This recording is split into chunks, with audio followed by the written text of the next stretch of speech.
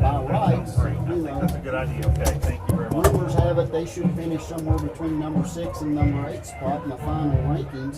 They are open next week, so they do get a week. I don't know if that's a benefit or it's a negative because you know, they get that week off before the playoffs actually start. But the way they're looking at it, they're going to at least get a host one game. But business at hand tonight will be to make sure they don't overlook the South Charleston Black Eagles. Yeah, they trip up tonight. They may not host the first round game. So Spring Valley pretty much secured a berth last week, but the placement is all important on that AAA bracket. Also, Tulsa making the long journey to Work County tonight.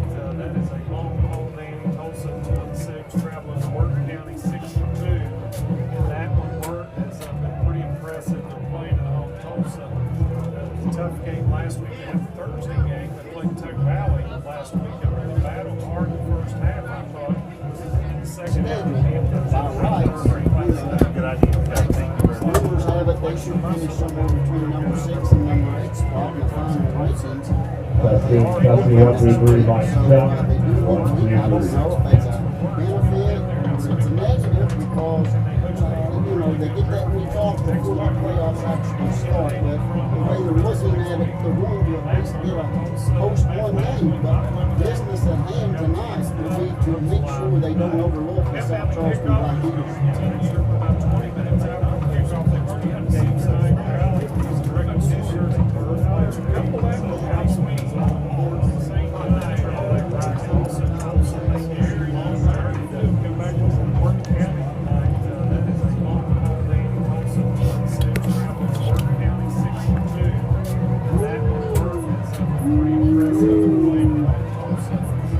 A tough game last week. They had the Thursday game. They played Tug Valley last week. They really battled hard in the first half, I thought. In the second half, By rights, that's a good idea. Okay, thank you very much. rumors have it they should finish somewhere between number 6 and number 8 spot in the final rankings. Testing, 1, 2, 3, mic check. Benefit, it's a negative because you know, they get that week off before the playoffs actually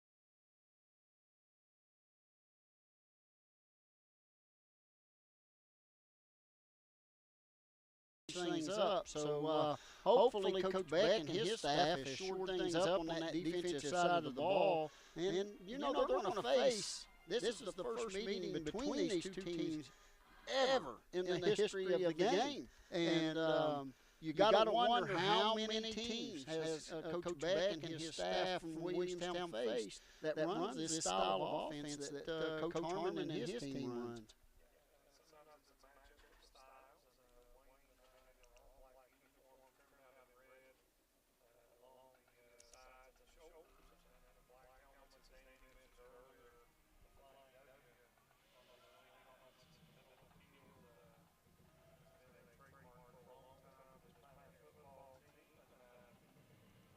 Williamstown, big field, they're in all white uniforms tonight. They also have kind of an iconic logo with that W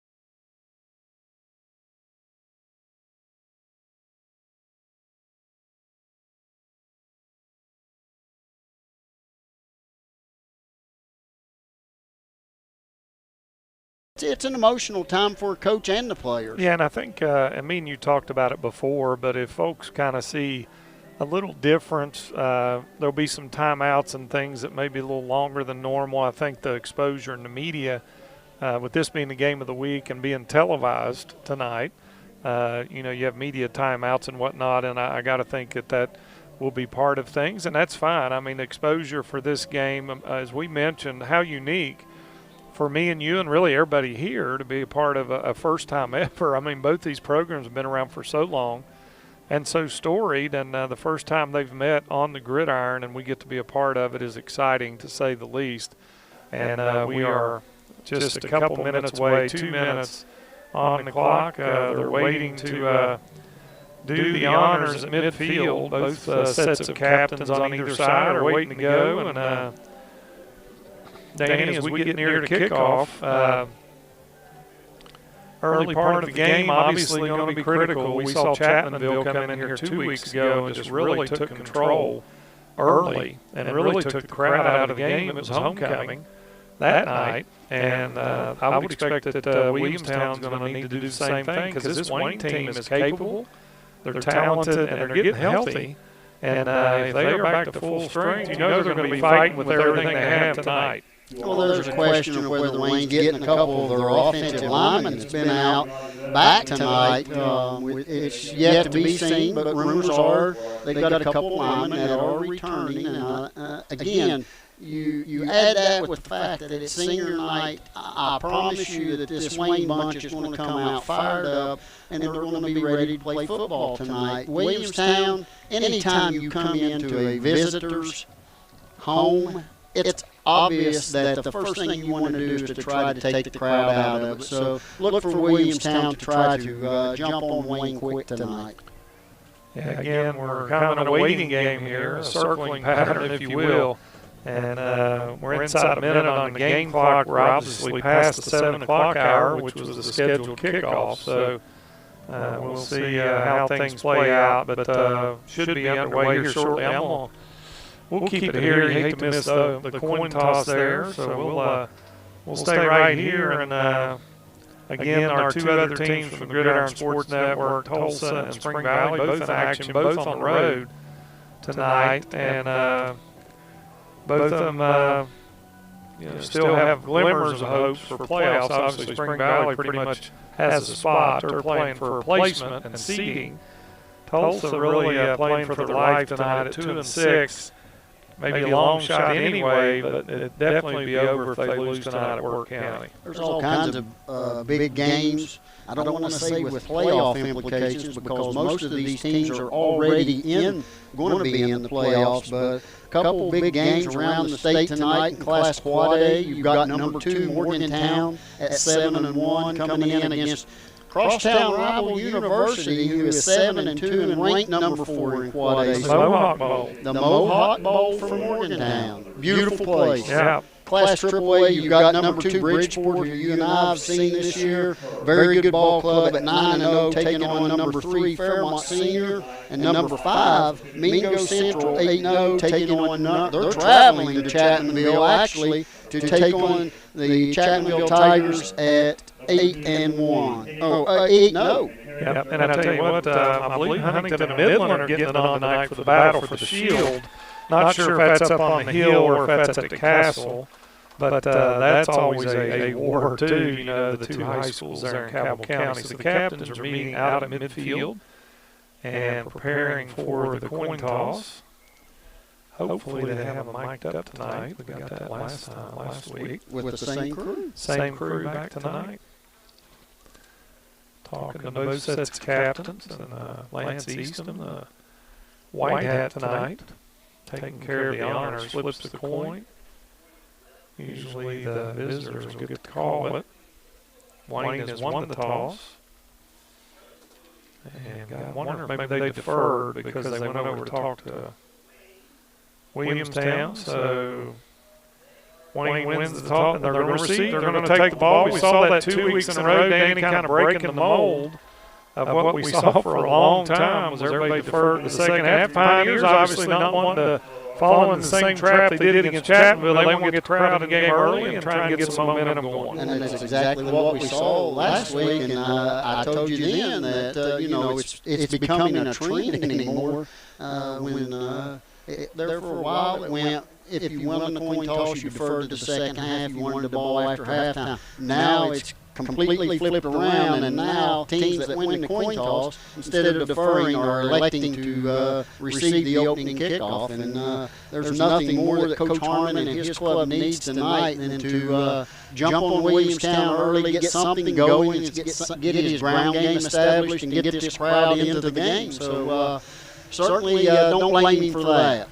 And I tell you, we've got a number change for those folks that are listening at home. John David Banatter will be wearing 13 tonight as opposed to 32. And our buddy Ryan Epling shared with us the number 17 jersey you saw being carried out to midfield by the co-captains for Wayne in honor of Gavin Daniels, who was killed in a gun incident back in May, was a member of the squad. So we appreciate Ryan sharing that with us. Williamstown kicks off. It's scooped up back at about the 10-yard line by Wayne and up the field past the 25-30, still fighting forward. And that is number 11, Eli Haffer, with a nice return. Wayne's got good field position. Can't ask for a better start than that right there. Haffer did a great job of retrieving that football and getting it up the field and putting Wayne in great field position for their first drive of this game. Yeah, and we'll see, like we said, of course, Caden Hayton in their quarterback. Jaden Wayman's a weapon, but they've got several backs in that backfield as they take over at the 36-yard line on their first drive. So Hayton under center pitches back to the fullback and fighting up field out to about the 38-yard line is Wayman, so give him a gain of 2, and it's going to bring up 2nd and 8. And we're working in the dark again tonight. They do not want the lights on. So 2nd down and 8 for the Pioneers at the 38-yard line. Just getting rolling here, 11 and a half on a rolling clock. Wayne and Williamstown. Glad you've joined us tonight here on the Gridiron Sports Network. Hayton under center, wing left, wide out right. Gives the ball to the fullback, and that is Wayman again, the second carry out to the 41. Got a pretty good spot there, so we're going to call it 3rd down and 4 for the, or 5 for the Pioneers. 3rd down, 5 yards to go. The initial hole opened up that time for Wayman. Williamstown did a good job of closing in on the football. Yeah, big play here for Wayne. If you want to move the sticks, keep the drive alive. They won the toss, won the football, so Hayton comes up under center. Double wing, single back behind, brings man in motion, and hands off on the jet sweep, and there's a flag coming in. There's big running room down the right side. Danny, as we get near the kick, and that's Eli Haffer, number 11, but the flag came from the white hat, and that is a block in the back. And that's going to be a huge penalty, and they gave a really nice run there. They had that edge sealed, Danny, and would have been enough for a first down. Yeah, especially where he threw the flag came from within the what I call the free blocking zone.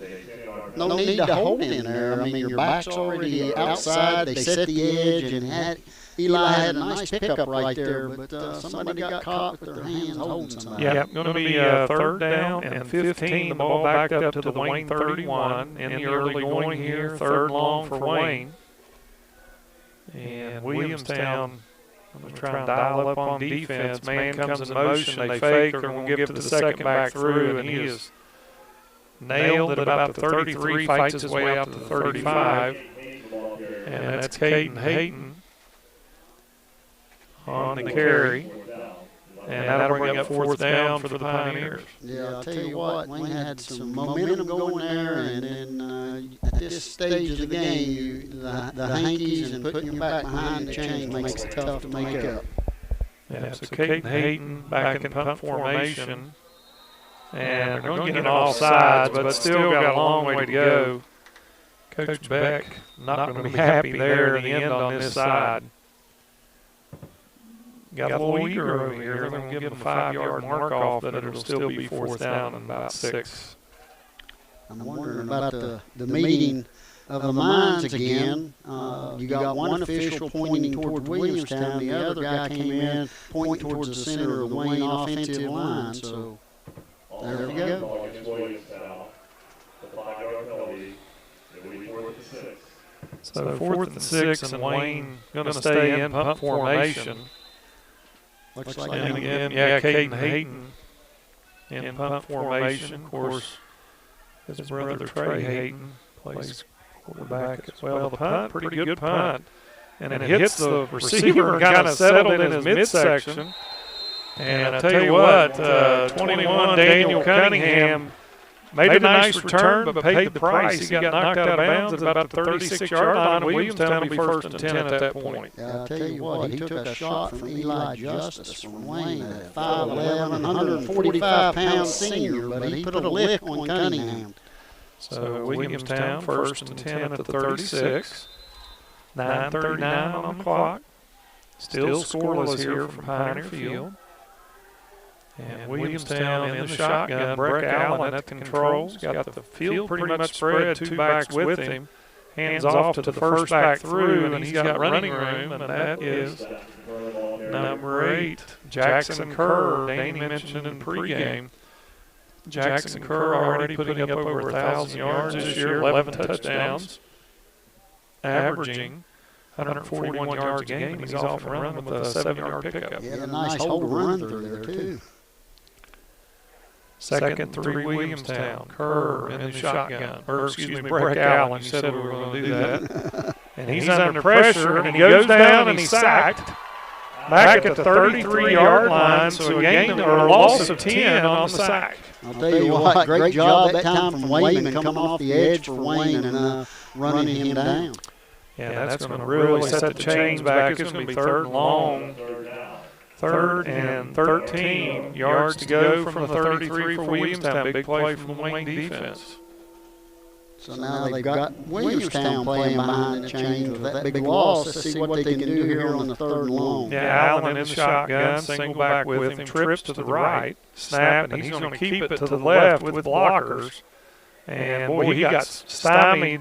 May have got one. I don't know, maybe 2. Looks like they're being generous with that, but it's going to be 4th down, and here comes the Yellow Jacket punting team. I think they tried to send the trips right, Danny, maybe shift the formation and get numbers on that backside, but Wayne was having none of it. And Williamstown will have to kick it away. And another flag.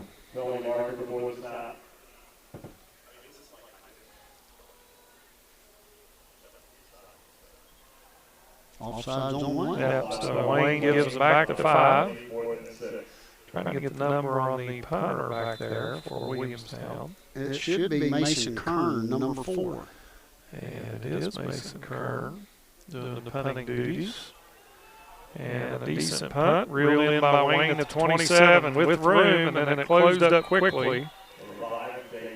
And Davis on the return, and he gets dropped at about 34, so we've traded punts, and Wayne back on offense, 1st and 10 at their own 34-yard line. Good open field tackle that time by Williamstown's Jenner Burge. Getting downfield, making a solo tackle. So, 2nd drive of the game for the Pioneers. 1st and 10 at the 34, 7:45 on the clock here in the 1st quarter. Glad you joined us on the Gridiron Sports Network. Hayton under center. Takes the snap, gives to the fullback right up the middle with running room. And he's out to the left side, turns it upfield. That's Haffer, and he took a shot, but not before he had a big gain down to the 43. That's a gain of 23 yards for Haffer.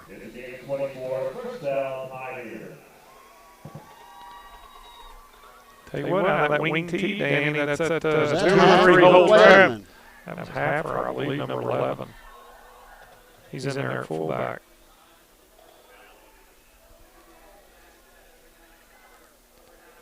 Second back through, takes the handoff, and he's met by a hive of Yellow Jackets. Yellow Jacket hive. No gain on play. That was Caden Hayton. So it's going to be 2nd and 10 for the Pioneers at the Williamstown 42.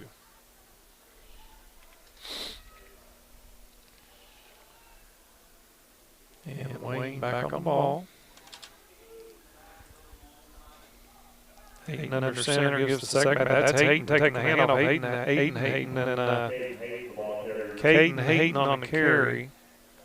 That's going to be a short pickup for the Pioneers, bring up third down. Third down. 6 yards to go. 3rd and 6 for the Pioneers. They are in Williamstown territory. This side of the 50, certainly if you're Coach Harmon, you're thinking about this is 4-down territory for his team. Yeah, Trey Hayden under center, wingbacks both ways. Fakes, gives the ball right up the middle.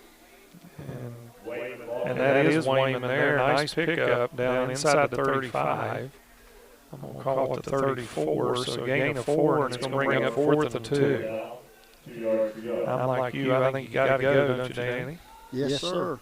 No question about it. And he's sending them in. Yeah, Trey Hayden bringing the play in. Quarterback Davis coming in with him. We'll see what Coach Harmon's crew dials up here. Again, 5 or 6 minutes and rolling here in the first quarter. No score, but Wayne on the move. Trey Hayden under center. Takes the snap, gives it to Caden Hayden. He's got the first down and more. Breaks it out to the right side with blockers. 15, 10, 5. Dives for the pylon. Touchdown, Wayne. 34-yard touchdown. What a run. Caden Hayden. Danny, they teach you when you break through the line is to cut back against the flow, and boy, he did it, and then dove for the pylon, big-time touchdown. Wing T offense and the principals have been taught well to this Wing Football Club, and Hayden did a great job of getting through the line of scrimmage and seeing that alley and making that cutback. So 5:47 go. Low, we got a bad snap. The holder's got it, trying to roll out, and then he's wrestled to the ground, so the PAT is going to be no good. But with 5:47 to go, Wayne has struck first as Caden Hayden with an exciting 34-yard touchdown run puts the Pioneers up 6-0 on Williamstown. You're listening to High School Football on the Gridiron Sports Network. This presentation of Pioneer Football is sponsored by Rustic Ravines. Rustic Ravines offers deluxe cabin rentals and special event planning, as well as some of the best ATV riding and hiking trails in the country. You'll also find kayaking and canoeing, a 3D bow range, fishing, hunting, golfing, and a pet and horse-friendly resort. Rustic Ravines can be found on Facebook, or their phone number is 304-385-1085. For all the exciting, hard-hitting sounds of the gridiron, high school football is on the air. Now, let's head to the stadium for all of the play-by-play action on Sports Radio 90.7 WFGH. And it is hard-hitting action. We've had some big hits, some big plays in the last big play. Caden Hayden for Wayne, an exciting 34-yard touchdown run. The point after was unsuccessful for the Pioneers, but Wayne out to a 6-0 lead here in the first quarter. And we mentioned earlier, you'll notice a little bit longer in the breaks with the media timeouts, and that's where we're at now as we go back to action here shortly. But Danny, just what Wayne needed gets the crowd in the ball game, and Caden Hayden really made an explosive play there for the Pioneer offense. I'll tell you what, just going from the Chapmanville game to this game, I like the attitude of the Wayne players. It appears like they're confident that they can play with this team, and I'll tell you what, Coach Harmon obviously has the offensive squad prepared, because I'll tell you what, that was a heck of a drive right there for the Pioneers. Yeah, executing well, not really hurting themselves, and this Wayne team coming in have lost 5 of 6. That's not something that this program is used to. Their only win, a big win at Lincoln County. But you can tell they've been working, and they're at work, and they're getting ready towards the end of the season, and they've cleaned up some of those self-inflicted mistakes. But a long way to go here. This Williamstown team again kind of makes their hay, so to speak, on offense. And they were their own worst enemy a little bit on their last drive, and Wayne got the stop, got the ball, and took advantage of it. So we'll see if Wayne can continue the momentum here on senior night at Pioneer Field, as we mentioned earlier. Nice ceremony before the game, recognizing those seniors. And Danny, a little update from up Work County, way up Elizabeth. Yeah, another Wayne County team in action, traveling to Work County tonight, taking on the number 12 Work County. Ooh, that's a tough one. That is. I'm going to say Wildcats because everybody has We'll look at them. But Tulsa getting beat right now in the first quarter, 6-0. Yeah, I've actually been to Work County in basketball up in Elizabeth, West Virginia. I knew that it was Elizabeth. Yeah. So Wayne going to be kicking it off. And Tell you what, Rick, another surprise in Class AAA, Fairmont Seniors up on Bridgeport 14-13. And Wayne with the pooch kick, and it bounces and scooped up by Williamstown at the 22-yard line. And they are off and running, big running room on the near side.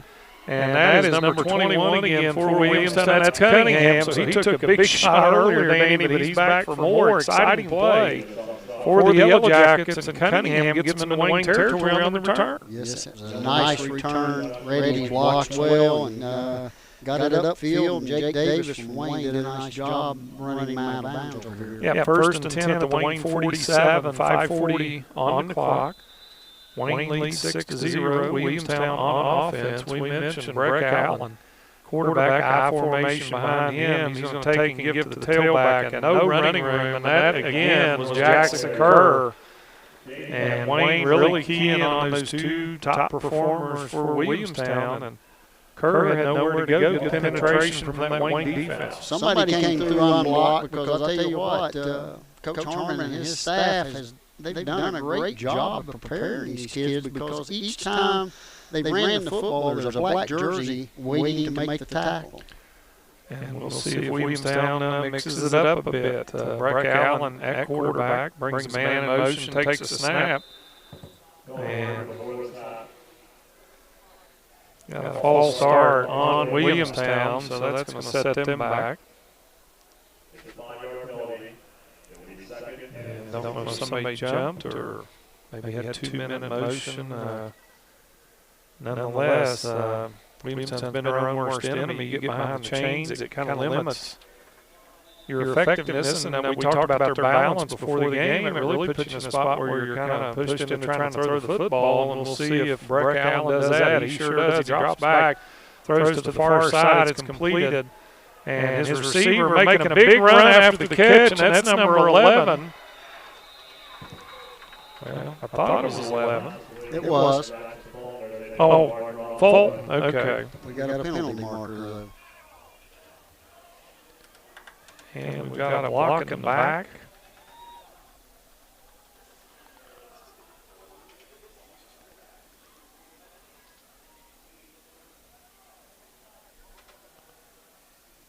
And boy, that negates a big play. I don't know. I mean, that's... I think that was, well, you don't know where to go. The official's going 2 steps forward, 1 step back. I don't know. It should have been a spot foul. And I think it was more than a spot foul. They went back to the line of scrimmage. And it is going to be second and a long way, 19 to go for the Yellow Jackets. Breck Allen under center. He throws the same play to the left to Fulton. And not the exact same effect, but he got about the same yardage. The only thing was they were pushed back due to the penalty. So it's going to bring up 3rd and long for the Yellow Jackets.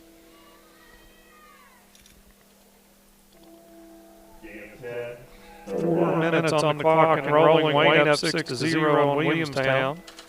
Williamstown in Wayne territory. They're at the 46-yard line, 3rd and 9.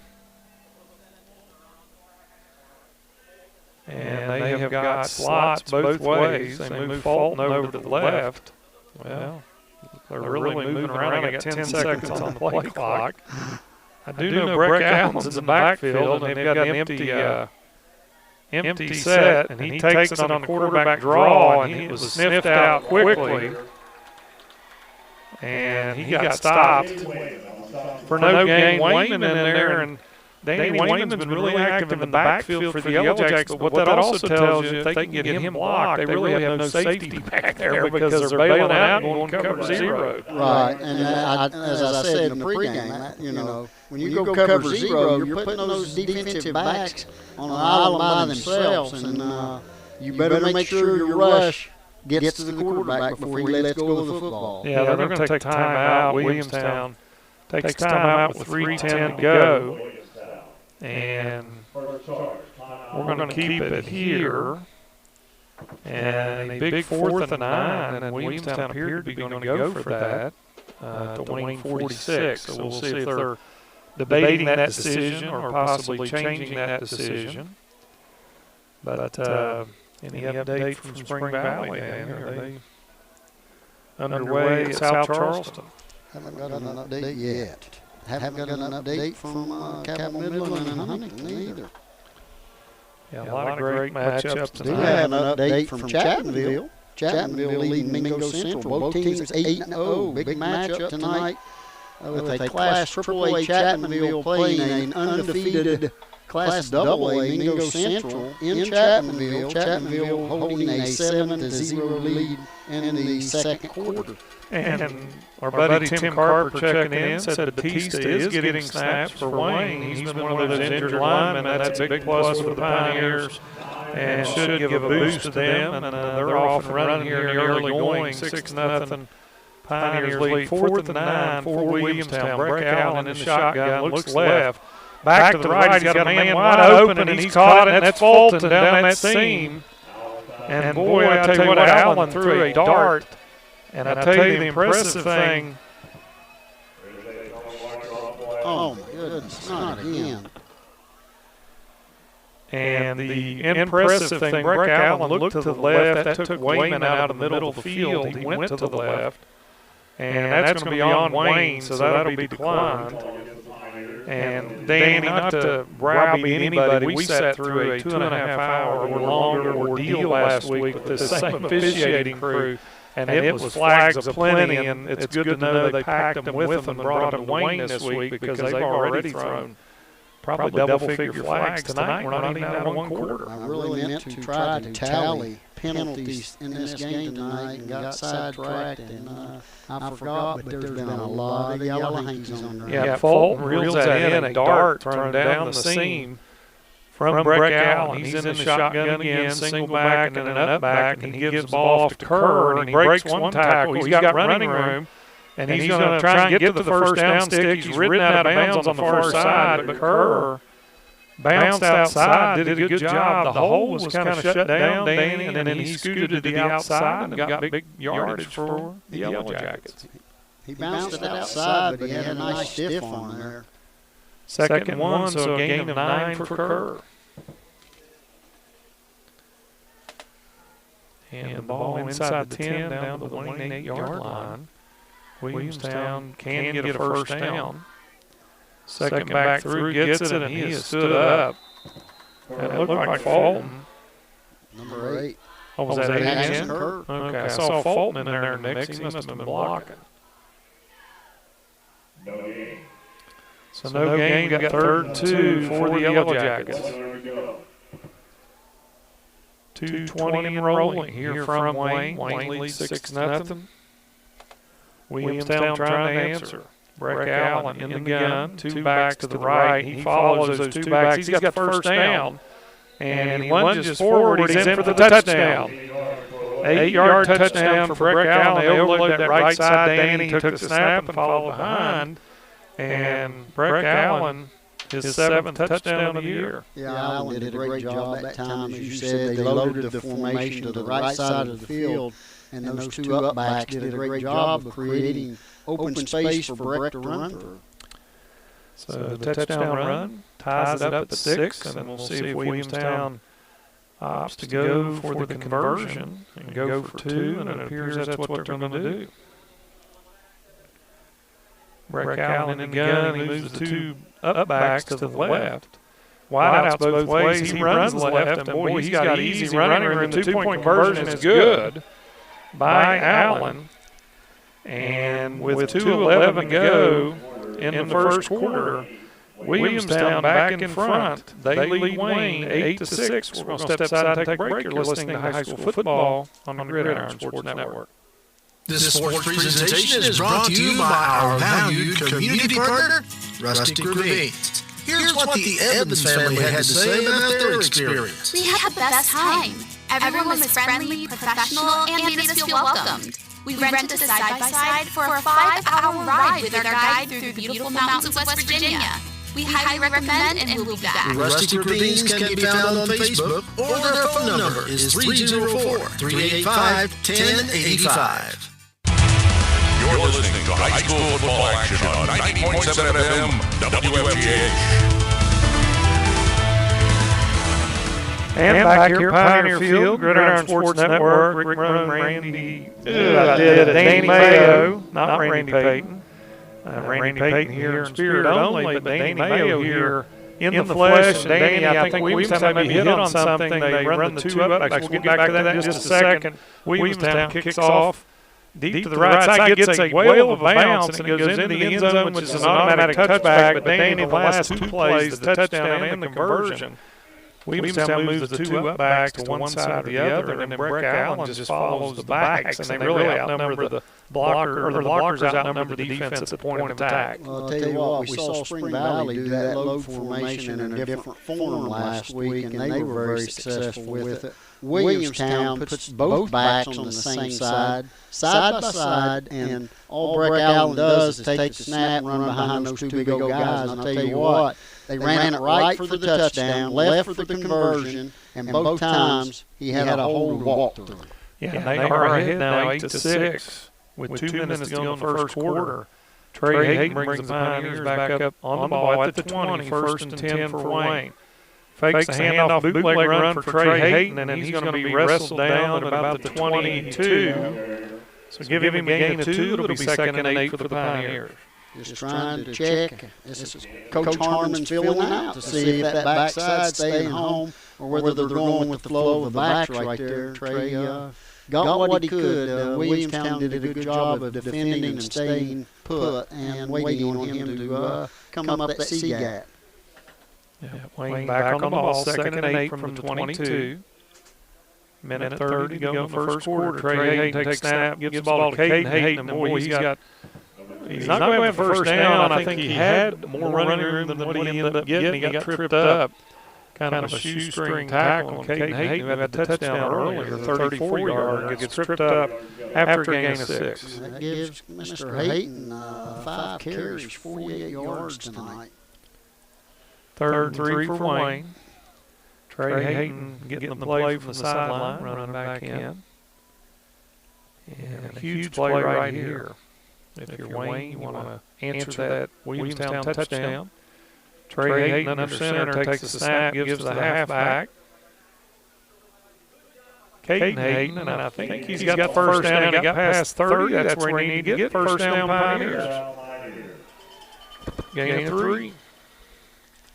I tell you, if Caden gets those wheels going, he's going to be tough to bring down. He's not what you call a small kid. He's a 6'3", 210-pound running back. So he does a good job with that leg drive.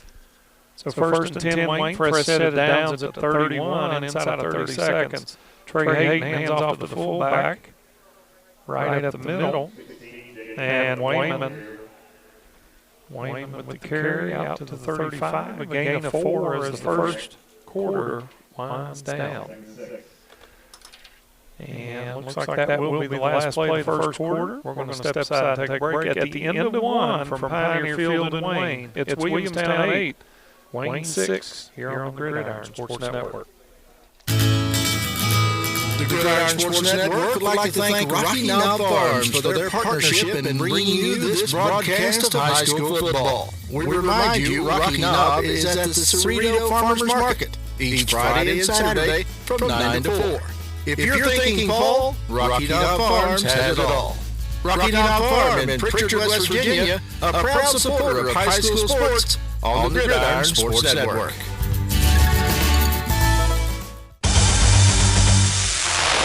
You're listening to high school football action on 90.7 FM WFGH.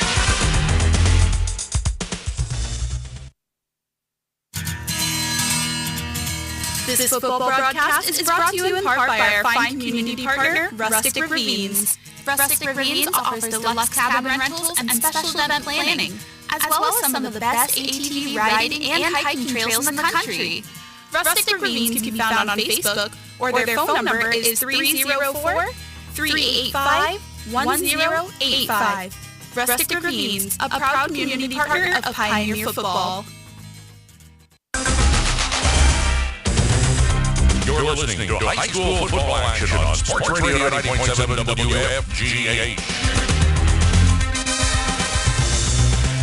And welcome back once again to Gridiron Sports Network. Rick Marone, Danny Mayo, glad you're with us. At the end of one quarter, Williamstown leads Wayne 8-6. And a couple other big games we've been following. Morgantown again, 7-0 over University in the Mohawk Bowl. In Morgantown and Midland and Huntington, no report as of yet coming in. So we'll keep you updated on that one as well. There's big games all across the state. And trying to get a Spring Valley update. I know some of you have been texting in and asking about that Spring Valley South Charleston game, and we're doing our darndest. Spring Valley leads 7-0. Tim Carper, 9 minutes to go in the first quarter. So appreciate Tim. What did you say what county's nickname was? I thought Wildcats, but well, you're close. oh, I am. It's Bobcat. It's in the form of a cat, but it's a tiger. Oh, we have a tiger. They The are word tiger. They're now leading Tulsa 12-0 in the first quarter. Righty. Congratulations to the Wayne Cross Country team. And you hear in the background Ryan Epling congratulating Wayne Cross Country team. And they will be in the state cross country meet. I believe that's tomorrow at Midland. Also, looking forward to halftime. We've got a great halftime show for you tonight. We have the stats and scoring roundup, and then Goodies Headache Power AW Root Beer scoreboard for you. And then we're hoping to have a special guest interview at halftime. So we'll keep that cat in the bag until a little closer to halftime. We're hoping to have a special guest tonight. Again, they're wishing the best of wishes to Wayne Cross Country tomorrow at Cabell Midland in the state cross country meet. Be a little chilly out there tomorrow, Mr. Mayo. I know you do some running yourself. A little chilly to be running tomorrow. Early morning run, it's going to be cold tomorrow. Yeah, Wayne back on the ball at 2nd and 6. They're on their own 35-yard line.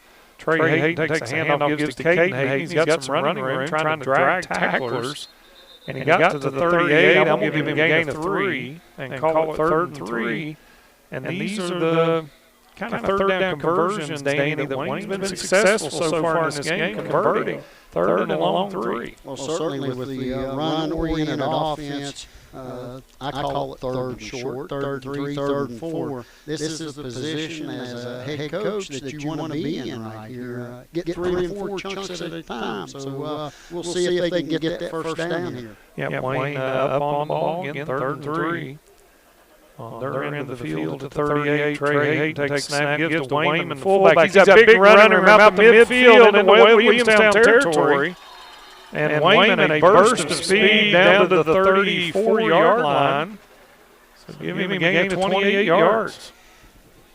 That's two big runs. Big run for Wayne tonight. First down for Wayne, and they're in Williamstown territory quickly. 11 minutes and rolling before halftime. Trey Hayden comes back in. Wayne, you can see that momentum starting to gather in that ground game. Coach Harmon's in rhythm right now with his play calling. Back under center, Trey Hayden, or wing formation, gives to Caden Hayden over right tackle. He's taking on tacklers, and he stood up finally and stopped, and taken down about 28, so give him a gain of 6. And Danny, this Williamstown defense, when you just look up and down the line, not real big. I mean, they're athletic, they're agile, they're very disciplined, but sometimes you just line up and play smash-mouth football, and that's what Wayne's doing right now. And how many times have we set it out of our own mouths and watched it? It's those guys up front that's going to determine the outcome of this game. And right now, offensively, Wayne is getting a push on that Williamstown front. Yep. And it's going to be second short. Opens the playbook here. 2nd and 3 from the Williamstown 27. Trey Hayden under center. Wing T, he fakes it. There's the bootleg again over the left side. Trey Hayden this time gets enough for the first down. Down to the 20-yard line, a +7 for Trey Hayden. Danny, they felt the waters out earlier with that 26 bootleg run. And it didn't work the first time, but boy, that time it did. I think it was set up by Caden Hayden's run off the right tackle. That's exactly right, and that's Coach Harmon's play calling ability right there. He sets that play up by running that your old 86 trap trap that you used to like so well, or 826. Well, we called it. Double wing formation. Give to the fullback Wayman. He's got running room up the middle, fighting off tacklers, and he's pushed out of bounds, but not before. He gets down to the 10 or the 11. We'll call it the 11, a gain of 9. It'll be second and short. Gain of 8, second and 2. Well, that gives Wayman 7 carries for 74 yards, and Hayton has 8 carries for 60 yards. So Wayne quickly amassing a large number of rushing. Yeah, second and short for the Pioneers at the Williamstown 12-yard line. Williamstown leads Wayne 8-6. 10 minutes to go before half. Trey Hayton gives to Caden Hayton on the halfback handoff, and he's fighting and carrying tacklers, still on his feet.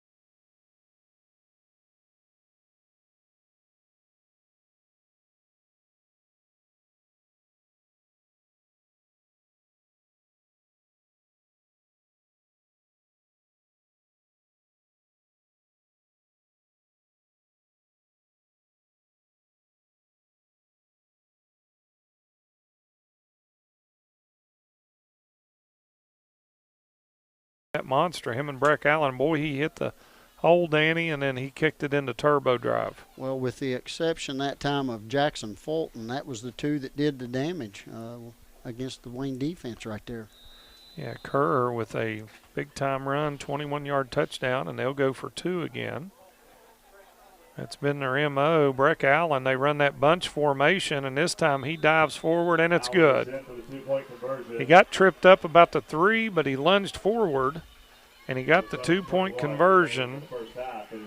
And with 7:21 to go, Williamstown back out in front. It's 16-12 over the Pioneers, and we're going to keep it right here, even as our media timeout is underway. Danny has noticed the nice little sign they stick in the ground, the same kind they use in the college games if you've been to the Marshall game. A little bit of extended timeouts so they can run the commercials and whatnot, but gives us a couple moments here to catch up and also let you know what's coming up. We mentioned next week we'll be emanating from Glen Hayes with our broadcast as Tulsa welcomes in Riverview. And that'll be senior night at Tulsa, so a special night there for the Rebels. Again, uphill battle tonight. You said 21-0, I think, was the score there at Wirt. 19-0. Spring Valley just update. Spring Valley is now up 14-0 on South Charles. So Spring Valley continuing the momentum from last week. They got a heart-stopping win at the end of that one. Coach Dingus going for 2 after they scored and said, we're not playing any longer. They're either going to win or go to the house. And they won. Took guts to do it. Also, I mean, you know, we could go back and look at that game. Probably one of the most exciting games that we've called down to till the scoreboard said 0, and that kicker from Woodrow. Just for folks that weren't watching or wasn't at the game, I don't know the distance on the field goal, but I'd say 48 yards. Yeah, I was going to say it had to be close to 50 yards, and the ball just dropped in front of the crossbar. Well, and I talked to a couple of the coaches from Spring Valley, said he had the distance. They actually said it was a little bit left of that upright. It looked like it was short a yard, but they said he had the distance from where they stood, and it was just right to the left of the upright. But nonetheless, as the horn went off, the ball was on its way, and had it went in, that would have been a different outcome. But Spring Valley kind of vaulting off of that win and going to South Charleston, and as Danny mentioned, they're open next week. So if they can get a win against the Black Eagles and get a week to kind of recoup and heal up, see where they're going to be playing. The playoffs start in 2 weeks, and Spring Valley's going to be a part of the playoffs. Good chance if they can win tonight to get a home game, and I don't know if that's something that too many people thought possible the way the season started.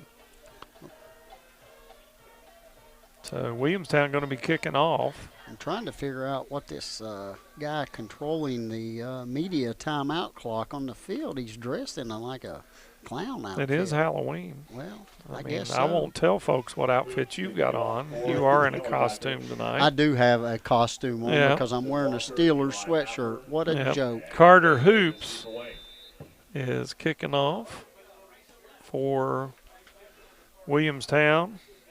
And here come the Pioneers on the return. And I don't know, a 30-yard flag throw from the White Hat. I think the tackle was a bit high. I don't know if he horse collared or face masked or what.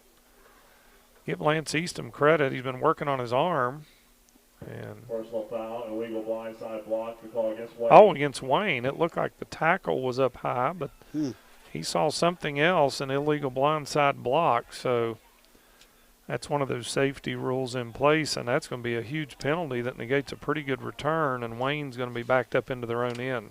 Rick, Tulsa has cracked the scoreboard from Wirt County. Now Wirt County is up in the second quarter, 19-6. So the Rebels still showing some fight, and it's going to be 1st and 10 Wayne, and it looks like they're right about at the 10-yard line over there.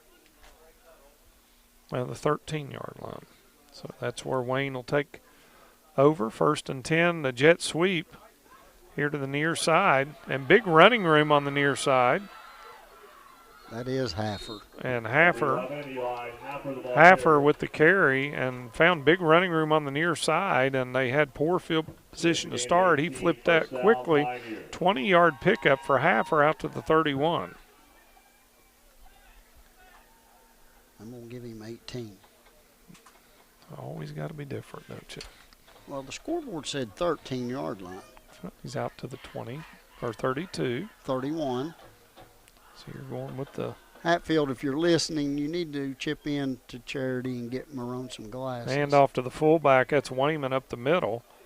And Wayman, good yardage out near the 40. Jade Wayman. And out to the 41, and that's enough for a first down, 10-yard pickup. First down, Pioneer. Rick, from what I'm looking at in the first half, neither team's defense has put up any resistance whatsoever against the opponent's offense. No, kind of able to do what they want. We talked about in the pregame, counting down the kickoff, Williamstown, they won 3 games, but even in some of their wins, they've given up big numbers of points to their opponent. All year long. And again, we know Wayne susceptible as well. You know, Chapmanville had 44 points their last time out against them. Trey Hayton takes it, gives it to the second back through over that left guard. Worrell. And Worrell gets his first carry of the night, I believe. Yes, it is. Out to the 44, gain of 3. Second down and 7 for Wayne. Second and 7. You know, in a tight situation, too, Coach Harmon, I mean, you know, as I use Randy Payton's word, he's got a plethora of running backs that will touch the football before the night's over. Sometimes we've got a sheet filled up with different rushers, but right now that's 5 kids that's carried the football for the Wayne Pioneers. Trey Hayton under center gives to Wayman again up the middle. He spins and dives forward to about the 48-yard line, give him a gain of 4. That gives Wayman 9 carries for 88 yards so far. Going to be tonight. 3rd and short for the Pioneers at their 48-yard line. 2 yards to go. Williamstown got to muster up a fight at the line of scrimmage. As Danny mentioned, both teams really offensively dominating that line, and that's where it happens. So we'll see if the Yellow Jackets can slow them down. The bootleg again from Trey Hayton. And he lunges forward, going to depend on the mark. And they are short. Oh, they're waving a first down. That's, wow. Give him 2. Wow. I don't know how that was not at least a measurement, but line judge Mike Lemons, better eyes than mine, as you've said. From the opposite side of the field. Yeah, that's. Waving the chains on. Yep, good eyesight. He must eat his carrots. He must. Something. Supposed to be good for vision. Wayne, 1st and 10 at the Williamstown 49. Clock rolling. We're at 5 minutes. For halftime, Caden Hayton, big running room, cuts it back inside the 40 and 35. He tried to make another cut and then slipped to the ground, not before he got to the 34-yard line. Gain of 15 for Caden Hayton. Into Williamstown territory, 1st and 10 Pioneers. 15, first down, Pioneers. Good run there from Caden Hayton, and he does such a good job cutting back from that halfback position. Gets it again over the right tackle. This time he's met in the backfield and wrestled to the ground. And they're going to generously give him the 35-yard line, loss of 1. 2nd and 11. 2nd and 11 coming up. 12 carries, 86 yards, and 2 touchdowns for Caden Hayton so far. And officials timeout. Somebody's shaking up on the Williamstown side. And he's going out of the game. It looks like Carter Hoops. That's their kicker. Yeah, he was playing defense, and so I don't know if that's a officials timeout or whatnot. But officials timeout for the injury.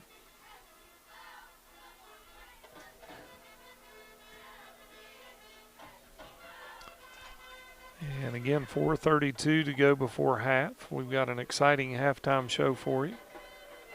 Look at stats and scoring recaps. The A&W Root Beer Goodies Headache Powder scoreboard is being serviced right now, getting ready, getting some root beer in it. And we'll have a special guest interview at halftime. Tell you what, Rick, they've got a barn burner going on up in Harrison County with Bridgeport and Fairmont Senior. Going in the second quarter, Bridgeport's up 28-21. Check your defense at the door. Chapmanville, which Chapmanville moved up a class this year. They are a 3A ball team that we saw here at Pioneer Field a couple of weeks ago, put 44 up against the Pioneers. They're just in the second quarter against an undefeated AA Mingo Central, and they now lead that contest 36-0. Chapmanville's impressive. I understand schedule-wise they kind of got caught in a scheduling snafu, but they're going to be hard to deal with in the playoffs. Trey Hayton takes a snap, gives to Caden Hayton around the right side. Big running room. And he's knocked out of bounds at about the 30. So a gain of 5. And that should bring up a 3rd and 5. Gain of 5, 3rd down, 6 yards to go. Even though Wayne's playing from behind, though, Rick, this is exactly what. This is Coach Harmon's style football right here. He's chewing that clock up and gaining positive yardage. Yeah, 4:17 to go before the half. Trey Hayton under center, wings both ways. Wayman behind him. Gives it to Wayman, the fullback, and boy, he has nowhere to go, and he gets slammed to the ground. Coach Harmon is not happy. Ripped his headset off. And they're giving him the mark back to the 33, being generous, I think. But it's going to bring up 4th and 9 for the Pioneers. Well, I tell you what, I think I know what he was aggravated with. The motion back got in the way of the handoff, which delayed Wayman. He had to take a false step. You take one false step at any level of football, and you're giving the defense time to react and more than likely tackle for a loss, which is the case here. Yeah, 4th and 9. They send a wide out to the near side, bring a man in motion. The ball's on the ground, and Williamstown recovers, and it's going to be Williamstown football on 4th down as the Pioneers fumble the football and Williamstown takes over. Tough break for the Pioneers. A very good drive, Danny. They marched down the field, and then a couple of miscues there, and Williamstown takes over with 3:29 to go in the half. Take over at their own 39-yard line. It's a loss of 6. So Williamstown 1st and 10 at the 39. Breck Allen takes the handoff, hands off to, is that Kerr? Yes, sir. Okay, Kerr with the handoff out to the 45, give him a gain of 6.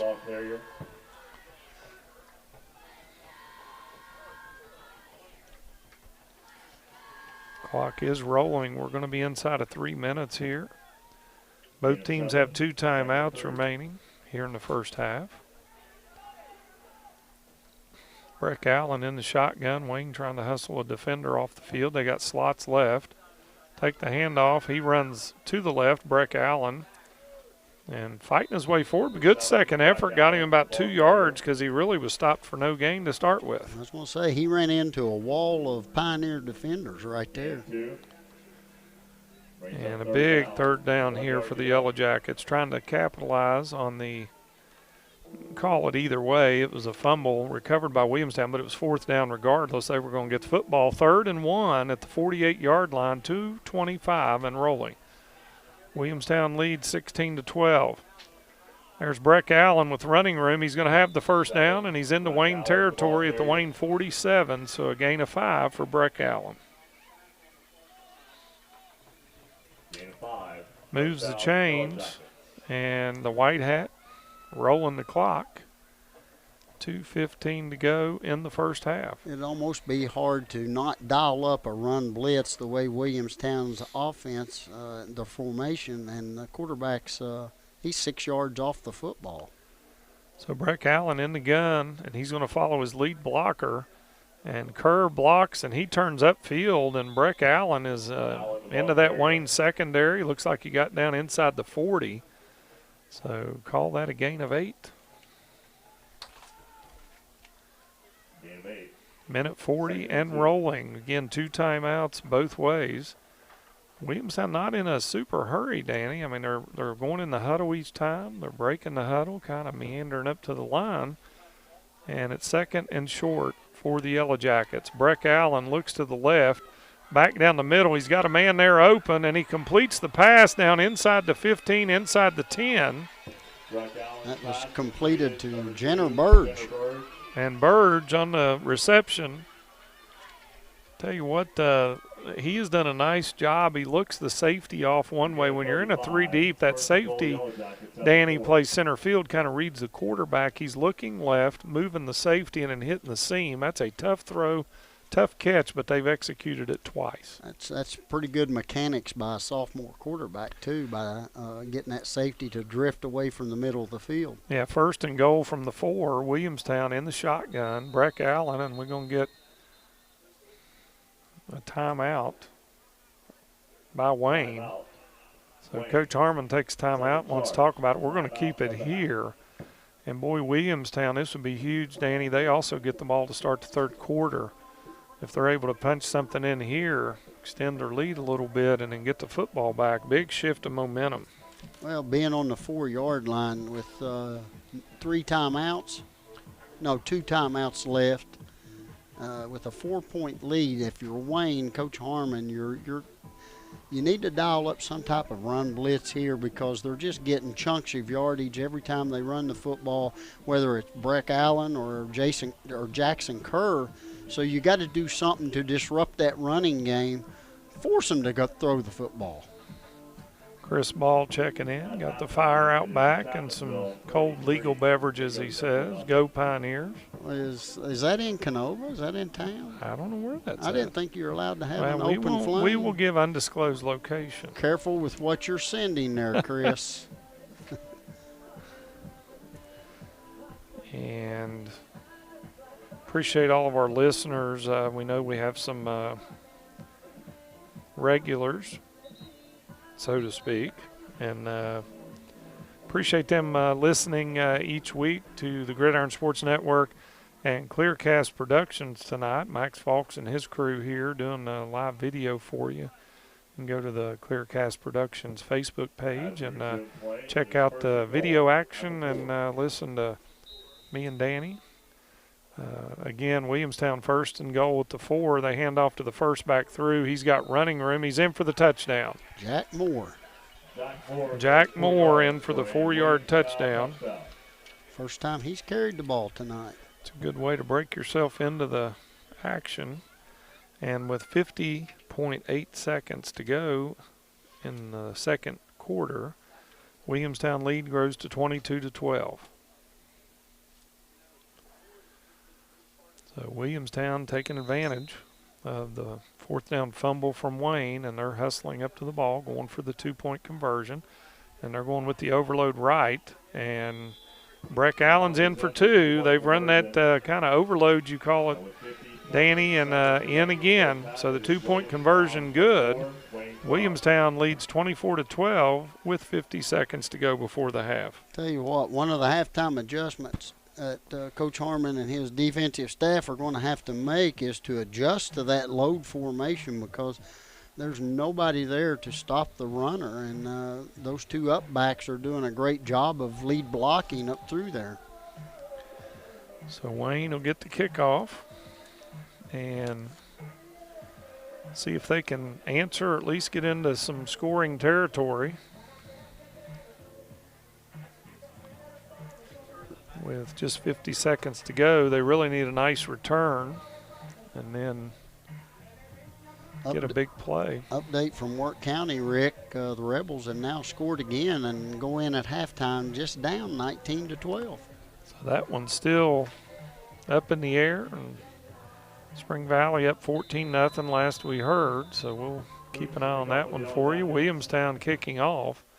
That's Hoops again. He was shook up earlier, but he's back. And, boy, he booted that one. And it rolls in the end zone. It'll come out to the 20. I'll tell you one thing over the course of the season we've seen, Danny, there's some impressive kickers across the whole region. I mean, you got, kickers at the high school level kicking them into the end zone, not something you see all the time. And A lot of them kicking it, deep on the kickoff. We've seen some long field goals. I tell you what, it's really impressive. I've always been told not to work with a kicker because the more you work with them, the less accurate they are. But somebody's doing something with kickers in this area, whether it be the sport of soccer or what, but they've got some legs on them. Trey Hayton under center again. Inside of a minute, he's going to go deep down that side, and it was almost caught.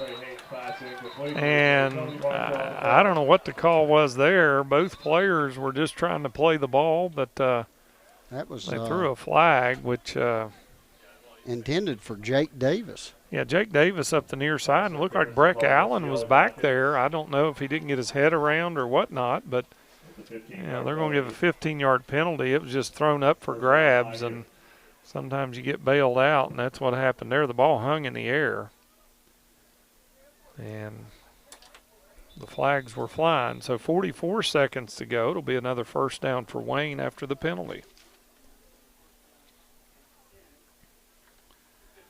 More importantly, stops the clock for Wayne. Yeah, they got one timeout left. Trey Hayton under center. Gives to the fullback. I believe that's Wayman. He gets stood up.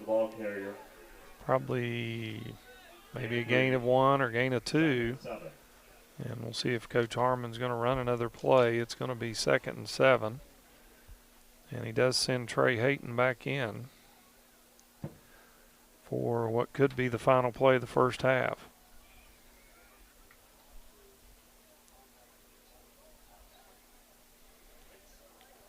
Trey Hayton under center, brings a man in motion, hands off, and Williamstown strings it out, and then he's run out of bounds. Haffer. 11, Eli Haffer, the ball carrier.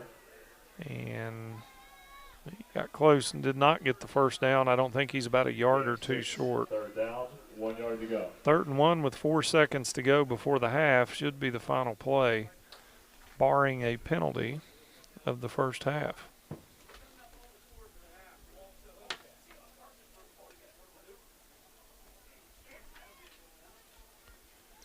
Again, stay tuned for halftime. We got our halftime activities.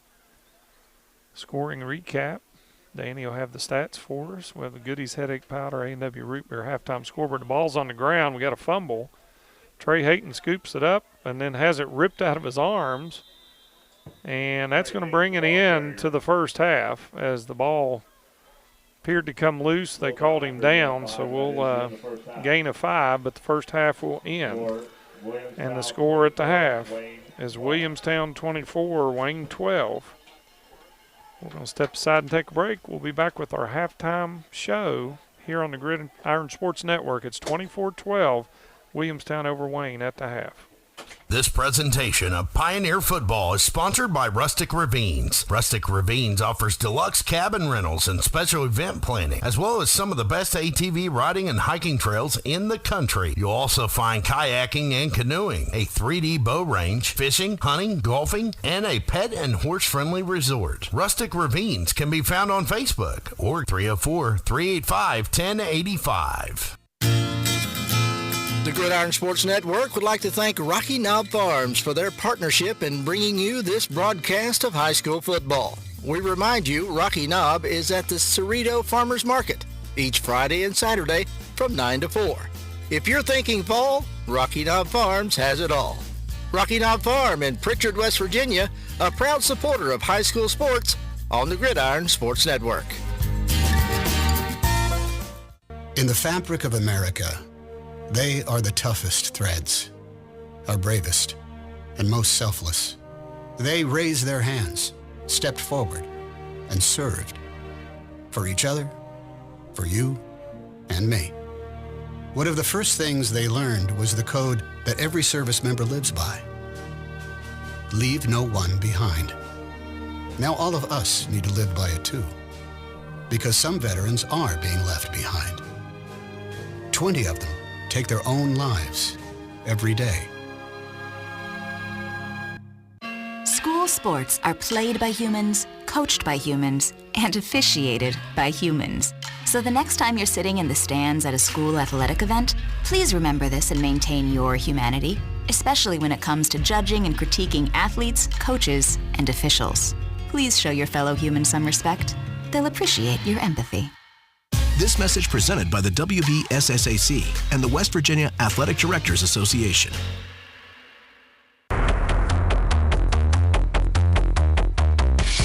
You're listening to high school football action on 90.7 FM, WFGH.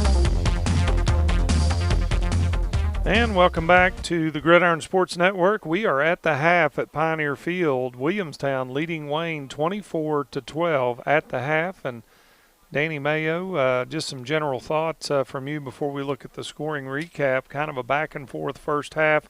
Williamstown made a couple big plays right before the break, and they're up 12 at the half. Yeah, I tell you what, the only difference in this game has probably been the amount of times that Wayne has put the ball on the turf and lost the turnover battle here in the first half, and then shooting themselves in the foot with penalty flags and things of that nature. But so far, we didn't do a lot of discussion about it in the pregame, but it definitely has not been a battle of offenses here as much as it has the defenses. Neither team seems to be able to stop the other team. The only way Wayne has been stopped is they stop themselves. And we're going to shift gears right here. Our special guest is here for our halftime show. And before we get into a look at the stats and the numbers, we want to welcome in our special guest tonight. It's head principal here at Wayne High School, Miss Joni Ross. And Joni, thanks for joining us. Absolutely. Appreciate you coming up and joining the show tonight. We've been talking about all the festivities tonight with senior night and recognizing all the student athletes from all the different sports. And obviously the football and cheerleading is kind of the ones out front, but a lot going on here at Wayne High. I know your cross-country team is going tomorrow to the state tournament or state meet, and that's exciting. Oh, they're pumped. They are ready to go. The boys are super excited. We have Bella Cyrus also representing the girls. She's the one that gets to run tomorrow, too, so we're super pumped. Yeah, I tell you what, you know, a lot of stuff going on here at Wayne. I know you as the principal this year, you've kind of hit the ground running. You were an assistant principal and then moved up to the head principal job this year, and working with you here a lot throughout this first part of the year. Just some general thoughts from you. I know you bleeding die for the Pioneers and being in a new role now. How's it been for you? This is year 20, and so I did 14 years teaching and then 5 years in the assistant principal and a year, first year's principal. And so I'm loving it. We're having a great time, and we're having a fantastic year. And just doing all kinds of new things and trying some stuff. And we're having a great year, so we hope it continues that way. Yeah, a lot of good things coming out of Wayne this year. And I know not just on the athletic side, but I know as far as like the school and the academics and all those things, paramount for you and your staff, yourself and Robbie Thompson, assistant principal, and Tom I've got Harmon. A great team. Got a great team, and not to mention all your support staff that work with you. But any other things going on that you want to share with folks at home here at Wayne that are going on? I know y'all have a robotics and engineering program, I think. We do. Biomedical. I mean, you got a lot going on in your CTE. We do. Like our MedX program's really taken off. We've started our second year of that, and where the kids actually get paid to go to the hospitals and stuff. We got some new clubs. One's like our Sparkle Squad that gets to go to the nursing homes. And with Tell Amber, folks about that. I was so excited to hear about that, the Sparkle Club and what they're doing in the community. Yeah. They are going twice, I think it's twice a week, to the nursing home with Amber Bader, and they are just going over there, and they get to do like nails and makeup and everything, makeovers for the residents over there, and they are loving it. It has really taken off. So that, along with some of our other clubs, we have a film club, we have What's Spinning, like a music club. So the clubs are really taking off this year, and so we're super pumped about that and excited. The kids are really getting into it, and it's just something else to add to what we've got going here. So we're really excited to see where that goes. Yeah, we were here 2 weeks ago. It was homecoming. Yes. That's always exciting, and all the activities. And could we get Danny in? Could they come and do Danny Mayo's hair for him too? I think they could. I mean, they might have to. We'll see what we can do with it. They are doing it's big just so things. Wild and unruly. Big things. That'd be a tough job. They'll bring some hair. How about that? And put hair on you. But hey, we're willing to try. We were willing to try. Ms. Ross, one other thing too. I mean, with the student population, I know you have kids that are involved in a lot of different things. Some are involved in multiple things. Yeah. And how important do you feel it is for the extracurricular, the clubs, the sports, all the things you offer here for people just to get involved? I mean, would that be your advice? Oh, it makes a huge difference, and that's what we try to offer stuff for every kid out here, and whether it be a book club, whether it be band, and we've got it to where the kids, we really changed it this year to where we have a 1 hour lunch, and we have a club schedule that they can get into something every day of the week. Wow. And so we've really, and teachers have stepped up.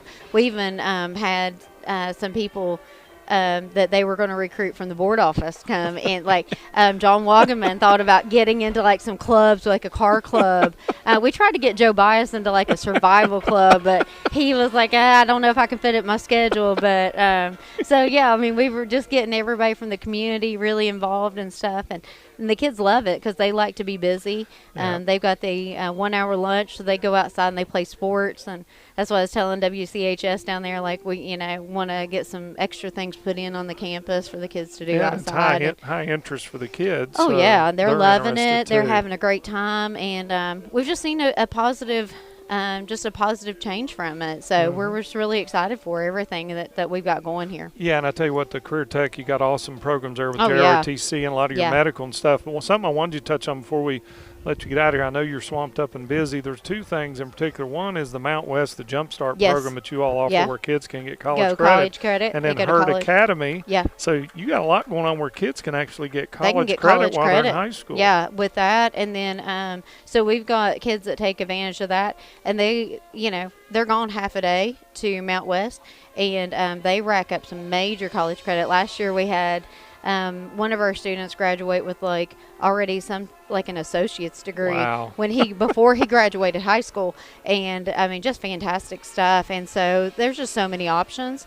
And then like I said, our MEDEX program, they're able to go and basically get hired at the hospital right out of high school. Even I think Toyota's wanting to start a group of Toyota from Mississippi is wanting to come mid-November and check out our MEDEX because they want to start something like that down there. And so it's just really cool to see Wayne kind of put on the map for stuff that we're doing that has not been done before. Yeah.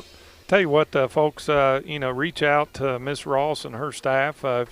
If you're in the community and want to connect with the school, they're always looking for partners in the community. They are out and about in the community making a difference, and that's what it's all about, is from the classroom to the community. And then the college credit, mommies and daddies are probably jumping for joy because most of the time those credits are at no cost or very little. It's totally cost. So yeah. you're walking into college, like you said, sometimes with an associate's degree in your pocket. And those prereqs done. Yeah, so exciting things going on here at Wayne High, and I know you're busy. There's a lot going on here tonight, but I appreciate you taking some time Thanks with us having tonight. Me. Appreciate it. That's Miss Joni Ross, the head principal here at Wayne High School. And again, reach out to the high school, 272-5639, if you want to call and check in with the Pioneers and see what you can get involved with or connect with the Pioneers. We're going to step aside and take a break here. Halftime rolls on. The Red Regime is entertaining the home folks here on the near side. And hopefully the Pioneers can kick it into gear in the second half. At the half, it's Williamstown 24 and Wayne 12. We'll be right back with more halftime festivities on the Gridiron Sports Network. This sports presentation is brought to you by our valued community partner, Rustic Ravines. Here's what the Evans family had to say about their experience. We had the best time. Everyone was friendly, professional, and made us feel welcomed. We rented a side-by-side for a 5-hour ride with our guide through the beautiful mountains of West Virginia. We highly recommend and we'll be back. Rustic Ravines can be found on Facebook, or their phone number is 304-385-1085. Tonight's broadcast of high school football is sponsored in part by our faithful community partner, Wayne County Assessor Rick Browning. Rick is a longtime friend of our public schools, our radio stations, and we are thankful for his willingness to serve in public office as the incumbent assessor for Wayne County.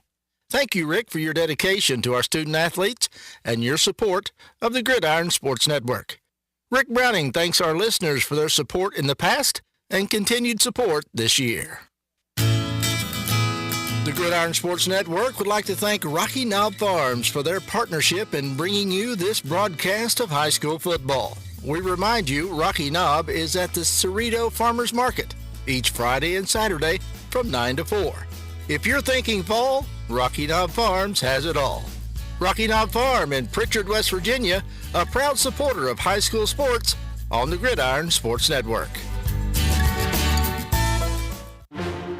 High school football is back, along with another exciting season of Metro News High School Game Night. Presented by the Charleston CVB. Join Fred Persinger and Dave Jecklin every Friday night for the latest scores, stories, and interviews from football fields across the state. Follow your favorite team all season long with Metro News High School Game Night, presented by the Charleston CVB on this Metro News station. After the game tonight on the Superstation Network.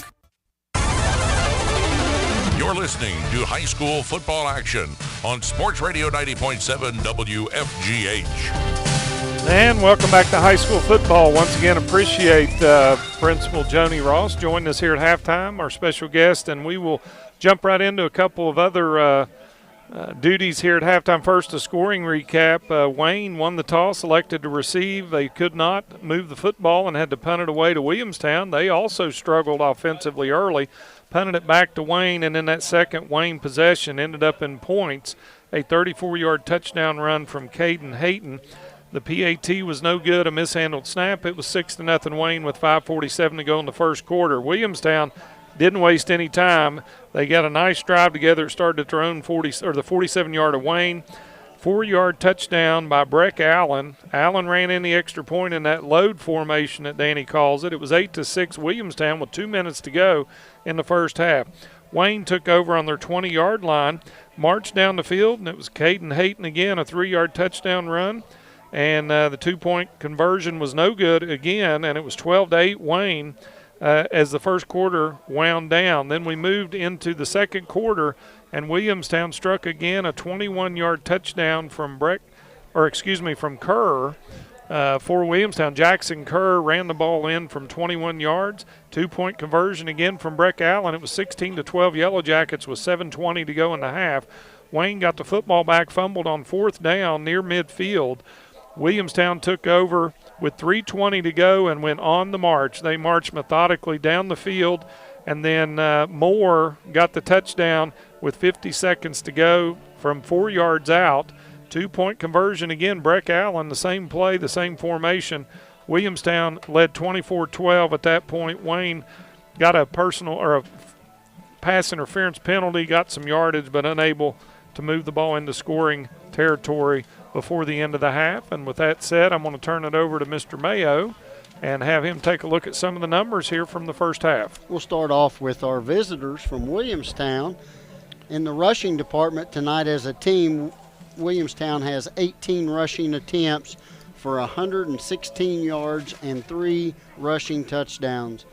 In the passing department, quarterback Breck Allen has attempted 3 passes, completed all 3 for a total of 81 yards.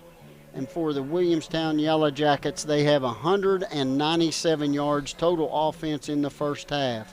Individually, you have Breck Allen, the quarterback, carrying the football 8 times for 42 yards, and Jackson Kerr carrying the ball 8 times for 53 yards. Each of those have a rushing touchdown. Now for your home team, Wayne Pioneers. As a team, Wayne has attempted 32 rushing attempts for 215 yards and 2 rushing touchdowns. In the passing department, Trey Hayton has attempted 1 pass, incomplete. However, like you said right there before half, pass interference. They did get yardage out of it, but for the night, Wayne has 215 yards total offense. Individually, Caden Hayton has 13 carries for 91 yards and 2 touchdowns. And Jaden Wayman has 11 carries for 87 yards. Tell you, Wayman's done a nice job out of that fullback position. He hits the hole quickly and has a nice burst into the secondary. We're going to step aside and take a break. Kevin Maynard is firing up the Goodies Headache Powder A&W Diet Root Beer scoreboard, and we're going to have it for you next. Again, at the half, Williamstown 24, Wayne 12. This is high school football on the Gridiron Sports Network. This presentation of Pioneer Football is sponsored by Rustic Ravines. Rustic Ravines offers deluxe cabin rentals and special event planning, as well as some of the best ATV riding and hiking trails in the country. You'll also find kayaking and canoeing, a 3D bow range, fishing, hunting, golfing, and a pet and horse-friendly resort. Rustic Ravines can be found on Facebook or 304-385-1085. You're listening to high school football action on 90.7 WFGH.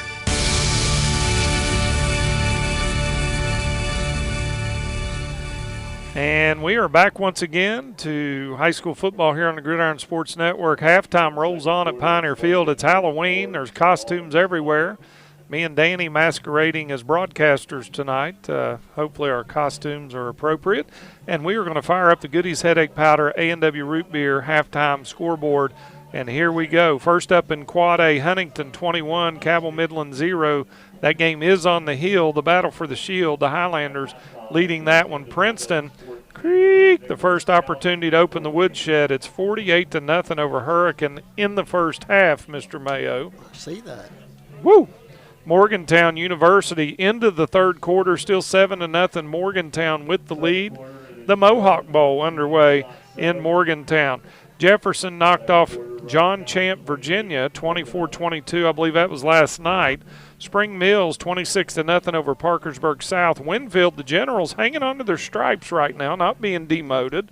22-7 over the Riverside Warriors. Oak Hill trails Woodrow Wilson. Woodrow Wilson, a dangerous team, Danny. They lead Oak Hill 14-7. That's a big rivalry game for them as well. And Woodrow Wilson was undefeated. He won World War I. Tonight he's trying to knock off Oak Hill. You reckon that the Beckley Woodrow Wilson team is healthy? They got their quarterback back tonight, and that's one of the disadvantages, I guess, for them last week was they played without their starting quarterback. Musselman leads Washington 30-0. Musselman, otherwise known as the Appleman, with the lead, trying to put the squeeze on Washington. Hedgesville and Dominion, Virginia, no score. Buchanan Upshur leads Preston 17-7 in Quad A. Let's slide over to Triple A. Fairmont Senior and Bridgeport. Bridgeport is spacing it out a bit. 48-21. Danny, we saw Bridgeport, the single wing, the throwback, getting it done tonight. A machine. That's all I can say. And the Polar Bears should like the cold weather, but apparently. Well, they did at first, but maybe things got heated up and they went back into hibernation. Polar Bears don't like that at all. North Marion and Grafton. Grafton, otherwise known as the Bearcats. The Bearcats. No score in that one. The Huskies and the Bearcats. That could be a tussle right there. Chapmanville. Creek. Halftime in Chapmanville. 43-0. A battle of unbeatens. Mingo Central taking the beat down in that one. Capital and Nitro tied up at 20 apiece.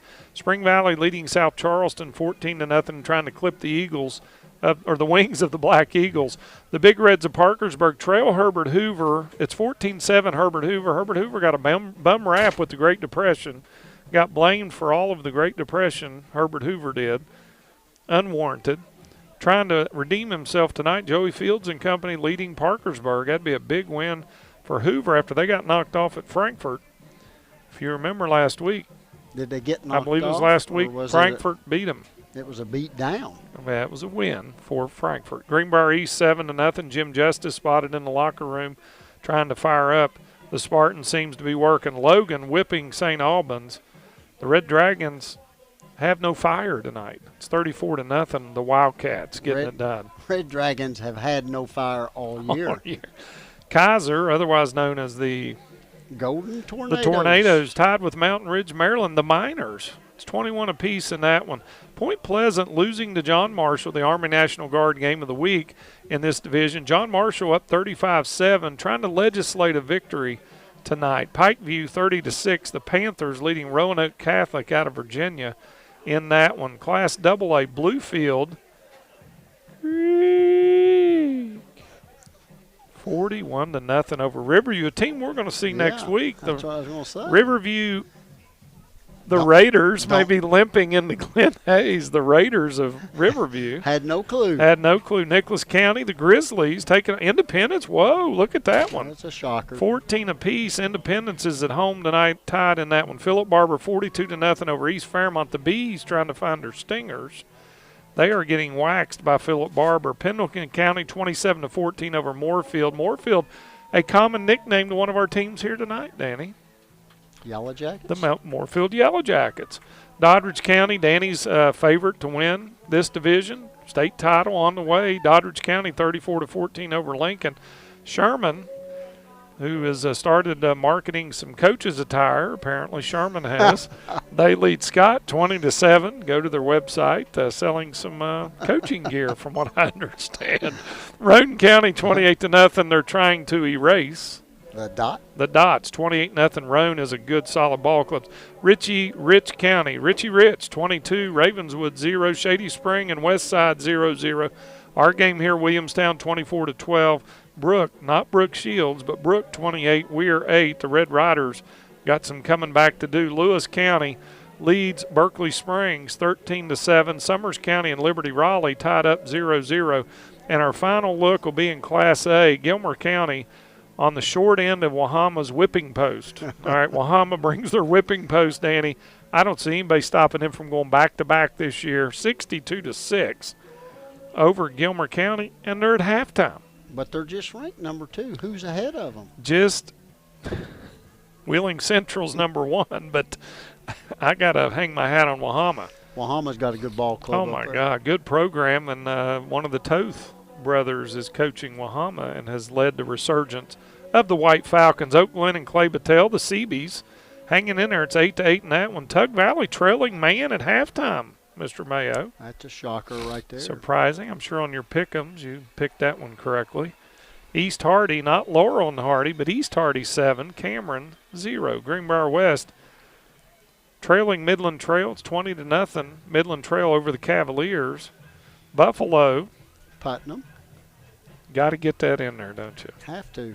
Buffalo 20, Meadowbridge 16. You're an Army National Guard Class A game of the week. St. Mary's leads Tyler Consolidated, otherwise known as Tyco. 14-6, St. Mary's, the Blue Devils, winning that one. Petersburg 10, Tucker County 0. That could be well, they're both ranked 11th. Petersburg in AA, Tucker in single A. Tulsa fights back at halftime. It's Work County, the Tigers, 19. Tulsa Rebels 12. We'll keep an eye on that one. Montcalm 6-0 over Richwood. Webster County trails Calhoun. The Red Devils of Calhoun, 25-20. Pocahontas over Tigers Valley, 27-8. Magnolia and Valley Wetzel are tied. And yesterday, Phelps, the Hornets, 24-14 over a Mount View team we saw earlier this year, Mr. Mayo. And that's a look at your Goodies Headache Powder A&W Root Beer halftime scoreboard. And we're almost ready for action. Danny jumping in the press box with the music. Gotta get Kid warm. at play Gotta says get jump, warm. jump, jump, and Danny obeys. DJ Azale playing the DJ tunes. Azale breaking it out. Wayne kicking off. And that's Braden Lowe, and he pooch kicks it. It's scooped up, and then a shot is given. Actually, he gave a fair catch signal. But when the ball hits the ground, I thought that negated a fair catch. They didn't throw anything. They didn't throw any flags, so. Surprising. Yep, Williamstown will take over at about the 30-yard line for their first possession of the second half. They lead 24-12. See if Coach Harmon and his staff made any defensive adjustments there in the locker room at halftime. Yeah, it was just a wild swing there in the second quarter. It was a back-and-forth affair, and then Williamstown took advantage of a couple of Wayne miscues and put the ball in the end zone. Breck Allen under center, hands off to Kerr with running room over the right side out to the 40.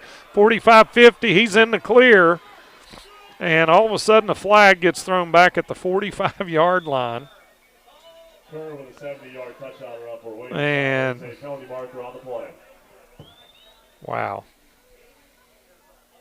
Holding the call against Williamstown. And it should be a spot foul. I don't know where the flag went down. It was late when it came out, and they're marking it back 5, so it must have been 5 yards downfield. And you wish that they had the refs mic'd up. You get a number. I mean, wow. That negates a 70-yard touchdown for Kerr.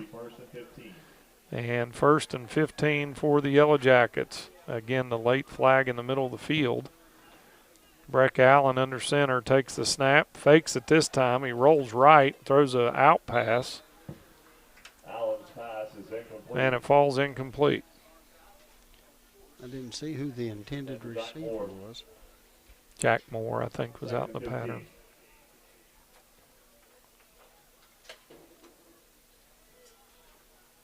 That's Allen's first incompletion tonight. Yeah, Williamstown 2nd and 15 from their own 25. Breck Allen takes the snap, fakes it, keeps it himself. He's into the open on the near side with running room, out to the 40, 45, 50. He's dragged down in Wayne territory, but not before he gets down inside the 40, down to the 37-yard line. So that's a 38-yard pickup for Breck Allen. And no flags on the field. First down, Yellow Jackets. 1st and 10, Williamstown. 11:30 to go in the third quarter. We mentioned Breck Allen, kind of a dual threat, and then you throw Kerr in there with him. A lot of weapons. And that's Kerr, and he's over the right side. He's up the field, cuts inside the safety on that side, and then he's wrestled down, but not before he has another Williamstown first down and another flag in the backfield.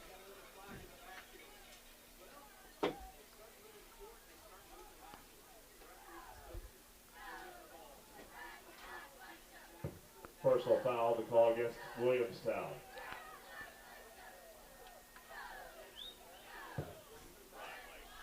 I didn't see what happened.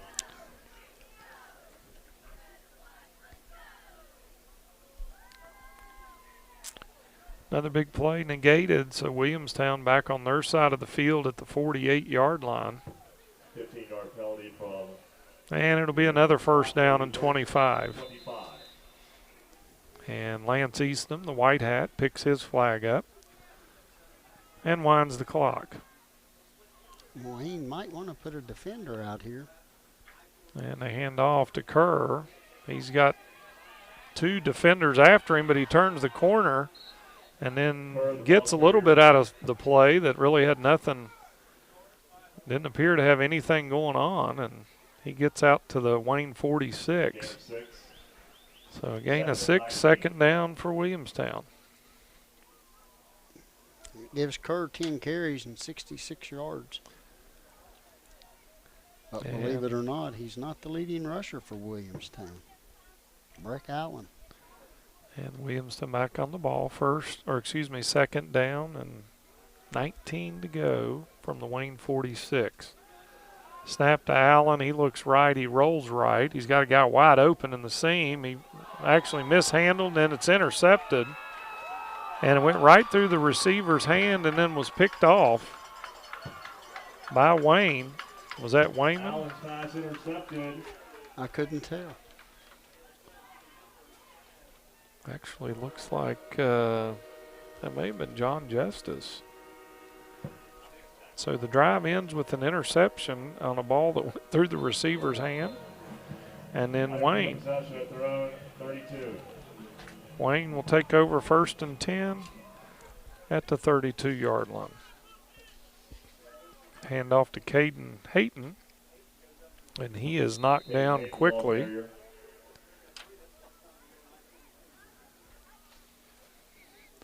And it'll bring up 2nd and 8 for the Pioneers. I'll tell you, Rick, it makes you wonder sometimes about the play calling and what goes through a coach's mind. I mean, Williamstown's just getting chunks of yards on the ground. And then they go to the air. 2nd and 8 for the Pioneers.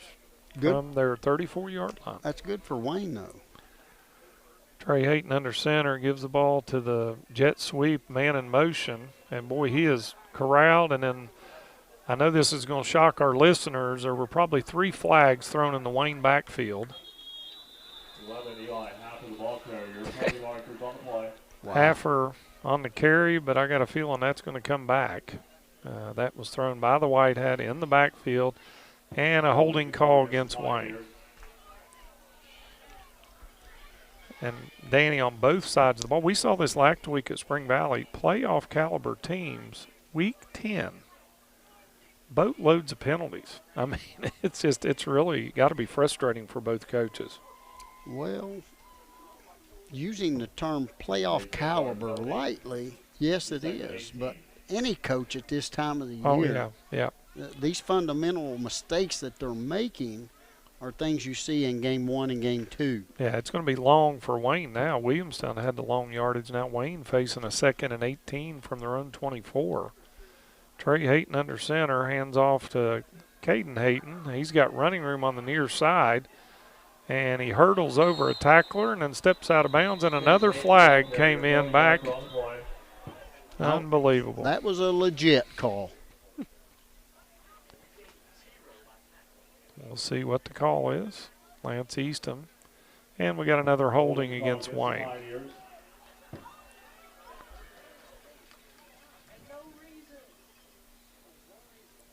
So that's going to negate a great run from Caden Hayton. Back to the 25. 2nd and 17.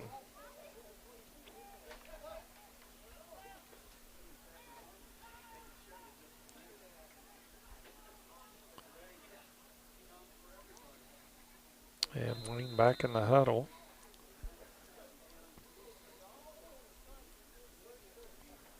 And the play has been sent in. It'll be 2nd and 17 from the Wayne 25.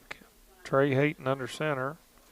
He's going to look to throw it, and he's just throwing it up in the air on the near side, and he threw it out of bounds. Trey Hayton's pass incomplete. Just a go route there on the near side for Haffer. 3rd and 17. About ran into the bench on Wayne's side here.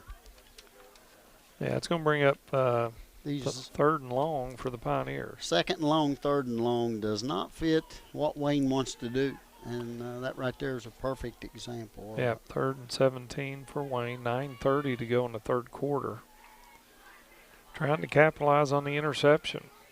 They picked off Breck Allen. And Wayne, Trey Hayton gives the ball to Caden Hayton. He's got big running room up the middle. And he's just shedding tacklers and dragging tacklers. He's going to have plenty for the first down. He's into the Williamstown end of the field to the 48. Give him a 27-yard pickup. Big play there for Caden Hayton. And 1st and 10 Wayne. That gives him 124 yards rushing tonight on 16 carries, 2 rushing touchdowns. Big night for Caden.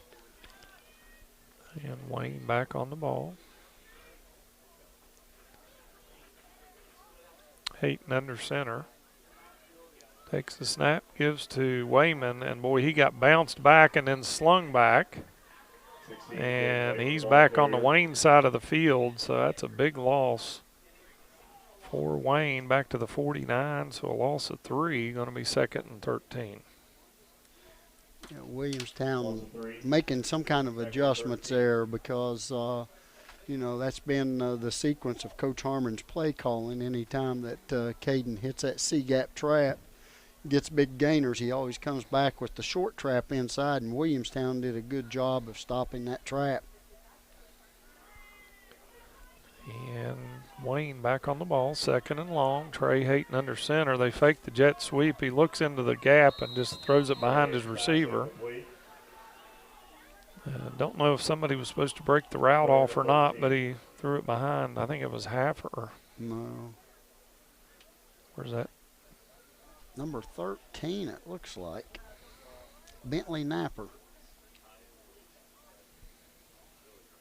No, I'm sorry, Braden McCormick. 3rd and long for the Pioneers, upcoming from their 49-yard line. 8 minutes to go in the 3rd quarter. Trey Hayton under center. Gives to Wayman up the middle, and boy, he's had tough going here. You know, Caden Hayton has had big running room, and Wayman's really had tough going between the tackles. Well, it looks like Williamstown made an adjustment at halftime to shut that short trap off, because that's twice they've clogged the hole up and forced Wayman to bounce the ball, and the Williamstown defense is doing a good job of pursuing to the football. Yeah, 4th and long. Wayne going to opt to punt the football. Caden Hayton, we'll keep an eye to see if He may try a fake here, but we'll see. Snap underway. Kick is underway and over to the right, and really a short kick, and it bounces back towards Wayne. It's at the 38-yard line. So just a 23, or actually a 14-yard punt for the Pioneers, and it'll be 1st and 10 Williamstown at that point. Another part of special teams, Rick, we touched on earlier. Looks like we've got a media timeout. But speaking of special teams, we talked about the all-important kicker on the extra points and how it's hampered Wayne tonight. And again, I mean, I've seen Hayton punt the football, and typically you get much more yardage than that right there. But a 14-yard punt with 7:35 to go and you're down by 2 scores is not exactly what you want. No, that's going to set Williamstown up in good field position, as we said, and we appreciate everybody tuning in tonight to the Gridiron Sports Network here on WFGHFM.com and also Clearcast Productions. Max Falks and his crew doing the video streaming. If you want to go to their Facebook page, you can connect with us there. And all across the Superstation. Again, Spring Valley coming off a big win last week over Woodrow. Building on their lead, they're up 28-7 on South Charleston at the half. So they are off and running there. Tulsa again chopped into that Work County Tiger lead. They were down 19-12 at the half. And Tulsa still down 19-12. No update to that score. And boy, just some huge games in all categories. We mentioned Bridgeport starting to stretch it out on Fairmont. And Huntington and Midland going at it. It's Huntington 21-0 over Cabell Midland at the half in that one. Morgantown now up 14-0 on University in the Mohawk Bowl. Wonder if the loser of that has to get a Mohawk haircut. I don't know, but I'll tell you, we played up there back in the day when we were still Buffalo Wayne High School. And I'll tell you, a nighttime game up there and that old school and the face of that school, it's just such a beautiful setting for a high school football game. Yeah. A lot of great venues around the state. Pioneer Field, one of those. Storied history here. And Old Tulsa has now taken the lead 20-19 on the Work Tigers. Wow. We may be rolling into a red-hot Rebel team next week. Again, we'll emanate from Glen Hayes. Tulsa welcomes in Riverview. The Rebels clinging to possible postseason. Again, it would be a long shot. They come in 2-6. Danny, we were kind of crunching numbers and trying to figure out Spring Valley 28-7. Trying to secure them a home game. Appreciate DJ Ezell sharing with us. I don't know why he's getting updates that I cannot. Me and Danny both using our new phones and not getting what we expected. I got an update now. Tulsa is up 20-19. Yes, sir. Let's see. Man still leading Tug Valley 8-0. So Tulsa trying to pull an upset. Work County number 12. Tulsa was sitting at number 19, Danny.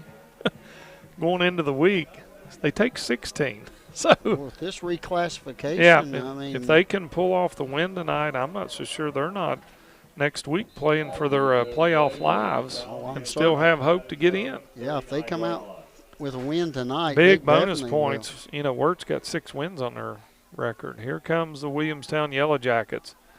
Breck Allen going down the field, and then they just tackle the receiver. I mean, no question on that one.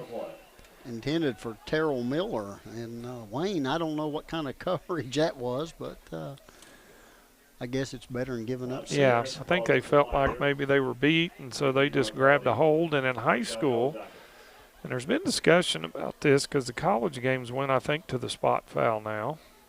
No, college may still be the 15-yard variety. It is. High school as well, and there's been discussion. Of course, the NFL's the spot foul on a pass interference downfield, but still 15 yards. So Williamstown moves into Wayne territory on the penalty. Breck Allen under center, hands off to Kerr, and he sheds one tackler, and then he's swarmed under after really no gain. He came out of that I formation, good penetration from Wayne, and they drop him for no gain. It'll be 2nd and 10. There's no change at the college level with the pass interference call, but I think once you're inside the red zone and you have a pass interference call, the ball's automatically placed on the 2-yard line. Yeah, Williamstown 2nd and 10. We're inside of 7 minutes in the third quarter. Breck Allen takes the snap, fakes to Kerr, and keeps it. He makes the right read. He's into the secondary, fighting off tacklers. And the pile finally stops. He stays in bounds, so the clock will continue to run. Looks like he got down to about the 37. Gain of 9, going to be 3rd and 1.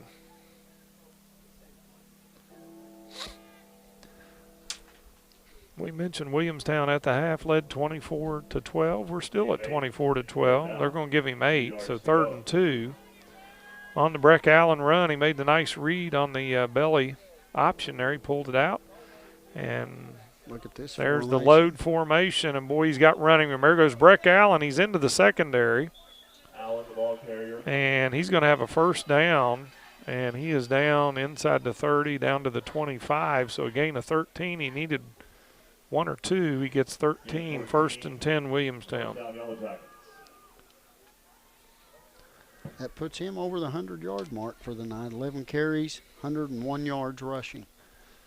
Yeah, Breck Allen, dual threat at quarterback, and so far has been the case. He takes the handoff, gives to the second back through Kerr. He's into the secondary, dragging tacklers.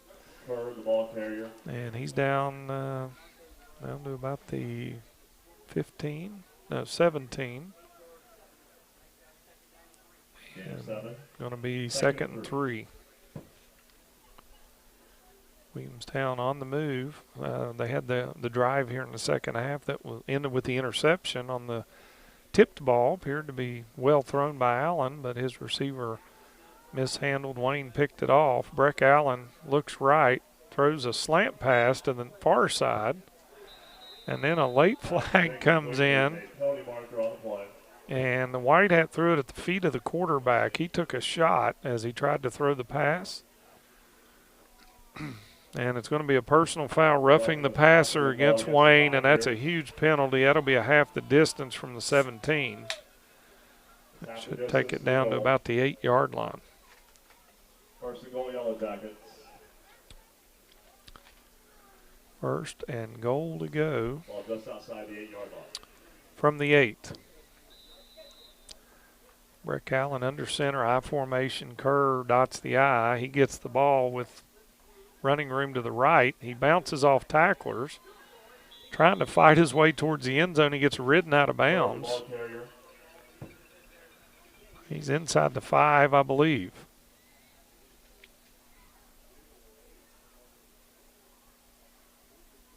Gain of 5, 2nd and goal. So gain of 5, 2nd and goal from the 3 for the Yellow Jackets. Breck Allen gets play from the sideline.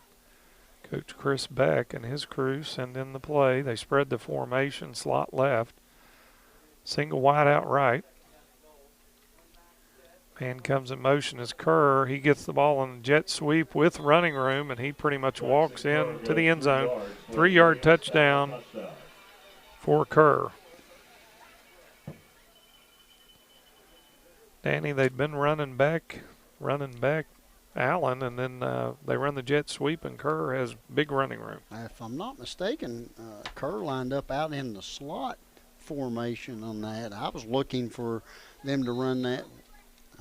I'm going to go with that old term, jumbo package, and put both backs and run that load. But that's what they got, the load to the left. And Breck Allen just, again, that play has been devastating tonight for the Wayne defense. And Allen in for the 2-point conversion. And the score is now 32-12.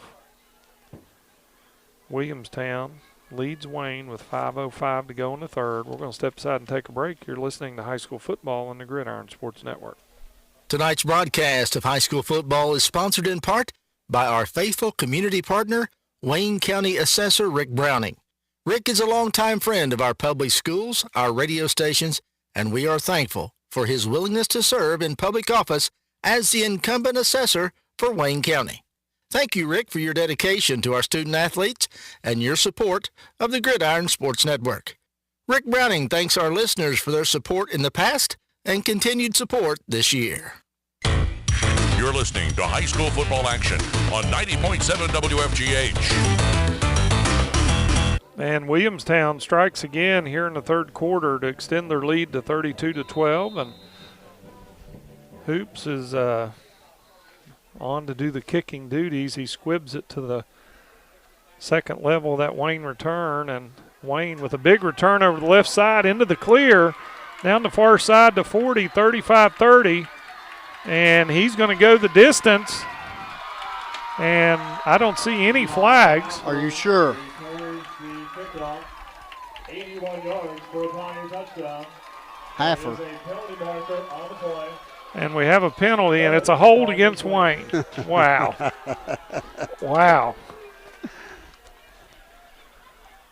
What a run by Heifer. And everyone comes walking back.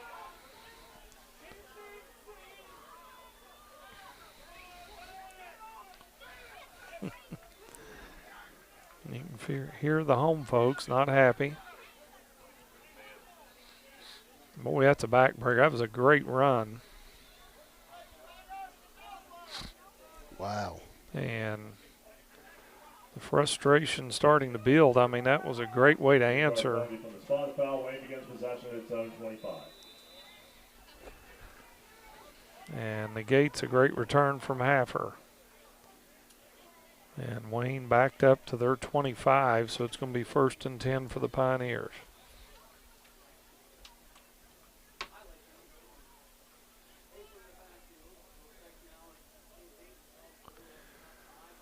Trey Hayton under center, gives to the fullback. And 16, Wayman, Wayman the carry. And again, I don't know what adjustments, Danny. His yards have been tough. He's still battling in there. He got about 3 on that one, but they've kind of made some adjustments in the inside there. Yeah, they've done a nice job at halftime of stopping that short trap. Wayne had a lot of success with it there in the first half, but as you said, yards have been hard to come by this half for Wayman. Wayne back on the ball. 4 minutes to go in the third quarter. Trey Hayton under center. Hands off to Caden Hayden around this right side, and he's got running room. And didn't see.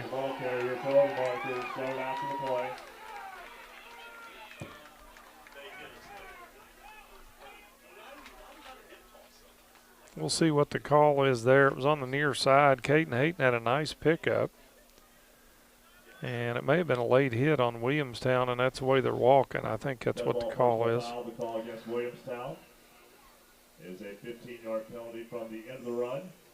The play went for a gain of 12. Yeah, a little bit late hit there from Williamstown, so they're into Williamstown territory at 45. And the clock continues to roll. We're inside of 4 minutes, and Wayne on the move. Nice run from Hayton, and then tack on the 15. They're in the Williamstown territory.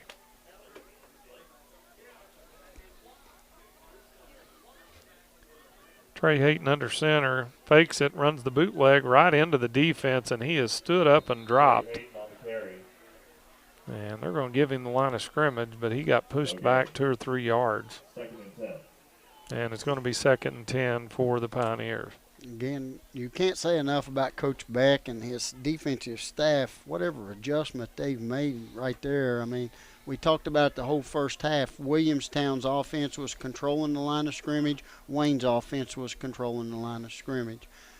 Right now, Wayne's getting no push on that front of Williamstown. Yeah, the right tackle, that run with Caden Hayton has been their best option, is that 6-8 hole push on here, and here it comes again. And he's met with some resistance there too, so Caden Hayton has had big running room, but not that time. As Danny mentioned, Williamstown defensive line really establishing herself here in the second half.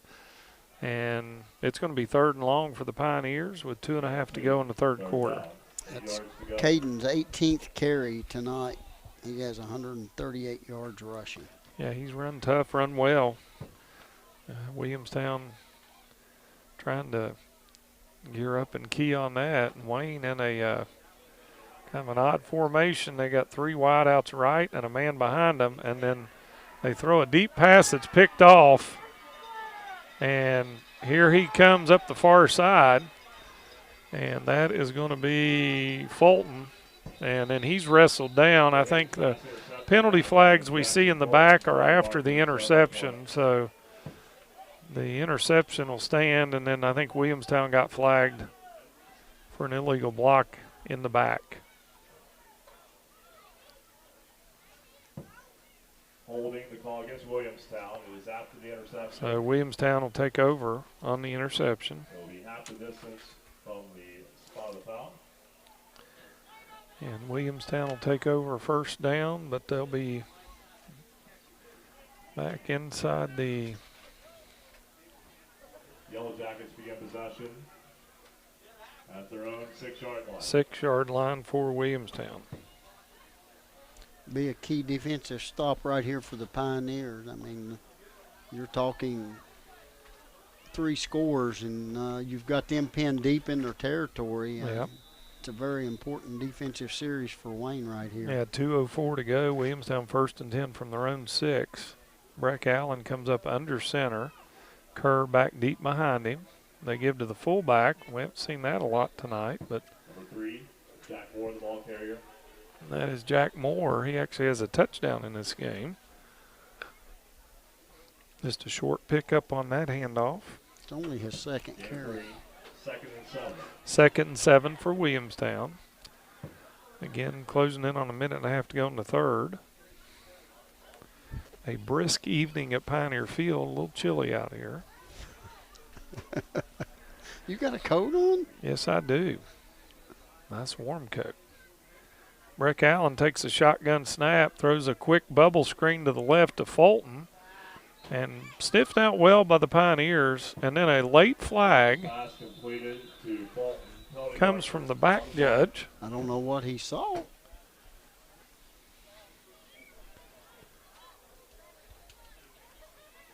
So the clock stopped. I mean, Wayne did a good job defensively on the bubble screen. It was about no gain.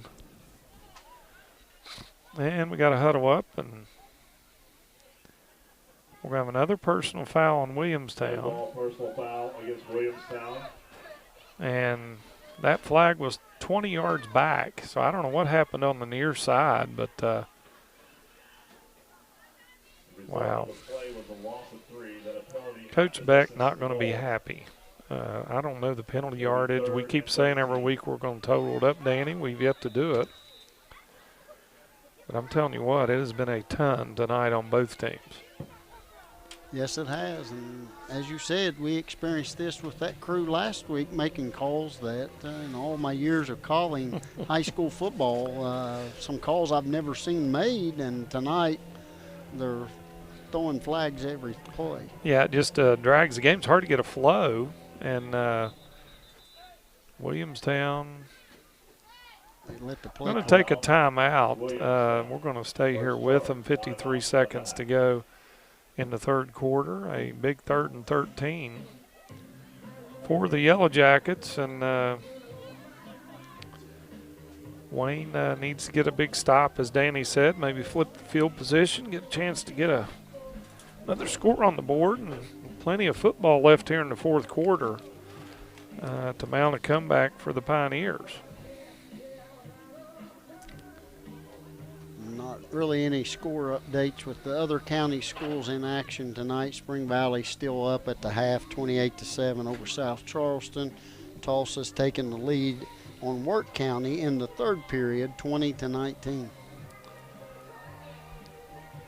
Yeah, good games all across the region, all across the state. As we mentioned, we get done tonight with our broadcast. Fred Persinger and the guys will take you home to midnight and catch you up on all the scores around the state. Again, Huntington, Midland going at it, Morgantown and University. And they will fill you in on how everything turns out in all the games.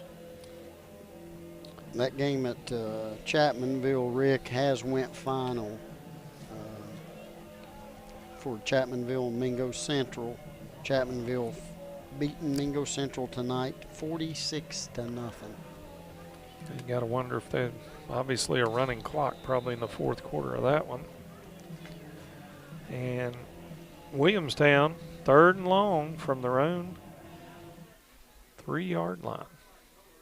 Breck Allen in the shotgun, sends Fulton in motion, and then he looks back to the left. They set a screen up over here, and there's running room to be had, and he is off and running and dragged down, and that's number 2, Burge.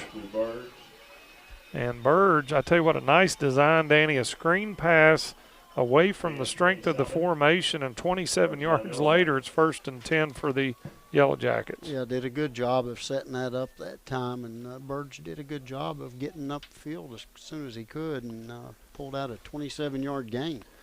And one more play here in the 3rd quarter. We're inside of 20 seconds. They hand off to Kerr, and he's got blockers on the right side with room, and he shakes loose of one tackler, and then down he goes at the 37, so a gain of 7, and that will mercifully bring us to the end of the 3rd quarter. Here from Pioneer Field at the end of 3, it's Williamstown 32, Wayne 12. This is high school football on the Gridiron Sports Network. This sports presentation is brought to you by our valued community partner, Rustic Ravines. Here's what the Evans family had to say about their experience. We had the best time. Everyone was friendly, professional, and made us feel welcomed. We rented a side-by-side for a 5-hour ride with our guide through the beautiful mountains of West Virginia. We highly recommend, and we'll be back. Rustic Ravines can be found on Facebook, or their phone number is 304-385-1085. You're listening to high school football action on 90.7 FM WFGH.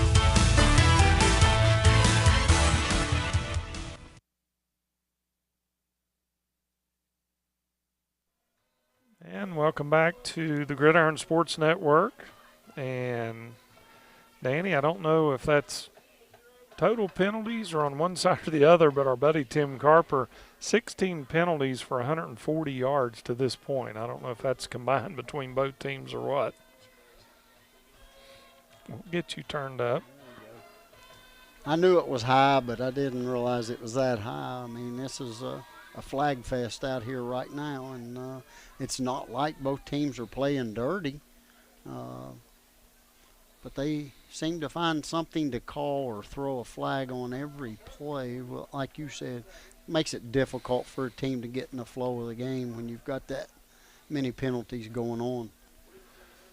Yeah, I tell you what, it kind of hurts the flow of the game as well. And, you know, both these offenses kind of geared on, on being able to establish some continuity, and it's hard to do that with the starting and stopping.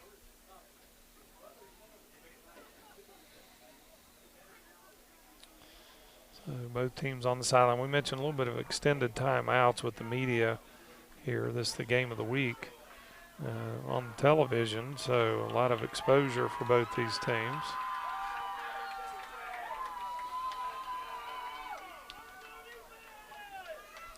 And the crowd getting fired up, trying to rally the troops. See if Wayne can answer the call. He didn't bring his... Yeah, Tim says that's both teams combined, so 16 for 140 between the two. Wow.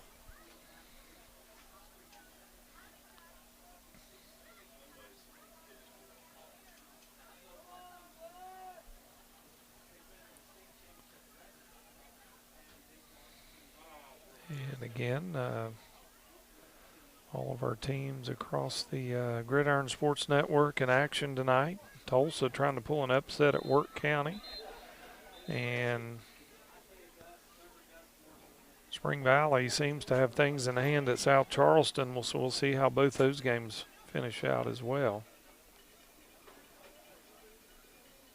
Tulsa's now taking a 28-19 lead over Work County, the Work County Tigers. The Work Tigers.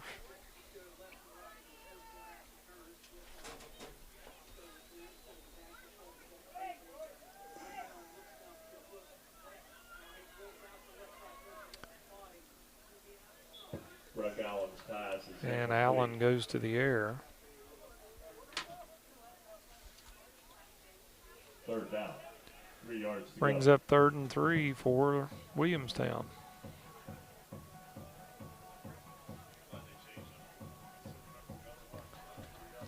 And Williamstown trying to hang on to the ball and work that clock.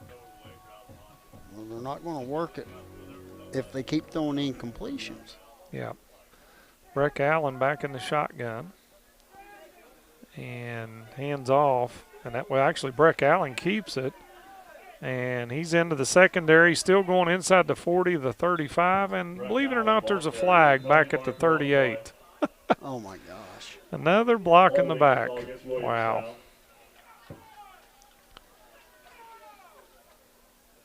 I'll tell you what, I don't know. I better keep my mouth zipped up. But Tim Carper had a good analogy. He said there's been more flags flying than the opening ceremony at the '84 Sarajevo Olympics. Only Tim. And I have to agree. I mean, unbelievable. And again, not one way or another. I mean, both teams have just been piled on with penalties. I would say that you could say that this crew is one of those refereeing crews that want to be seen. Yeah, definitely.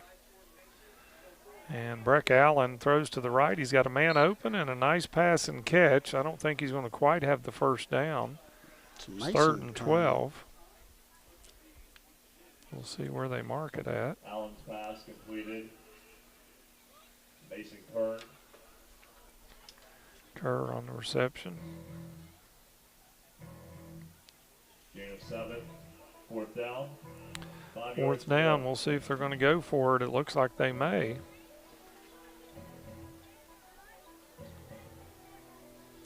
It's awful risky. Yeah, I'm really surprised. Unless they're going to try and draw them off, I'm really surprised that they're not going to punt.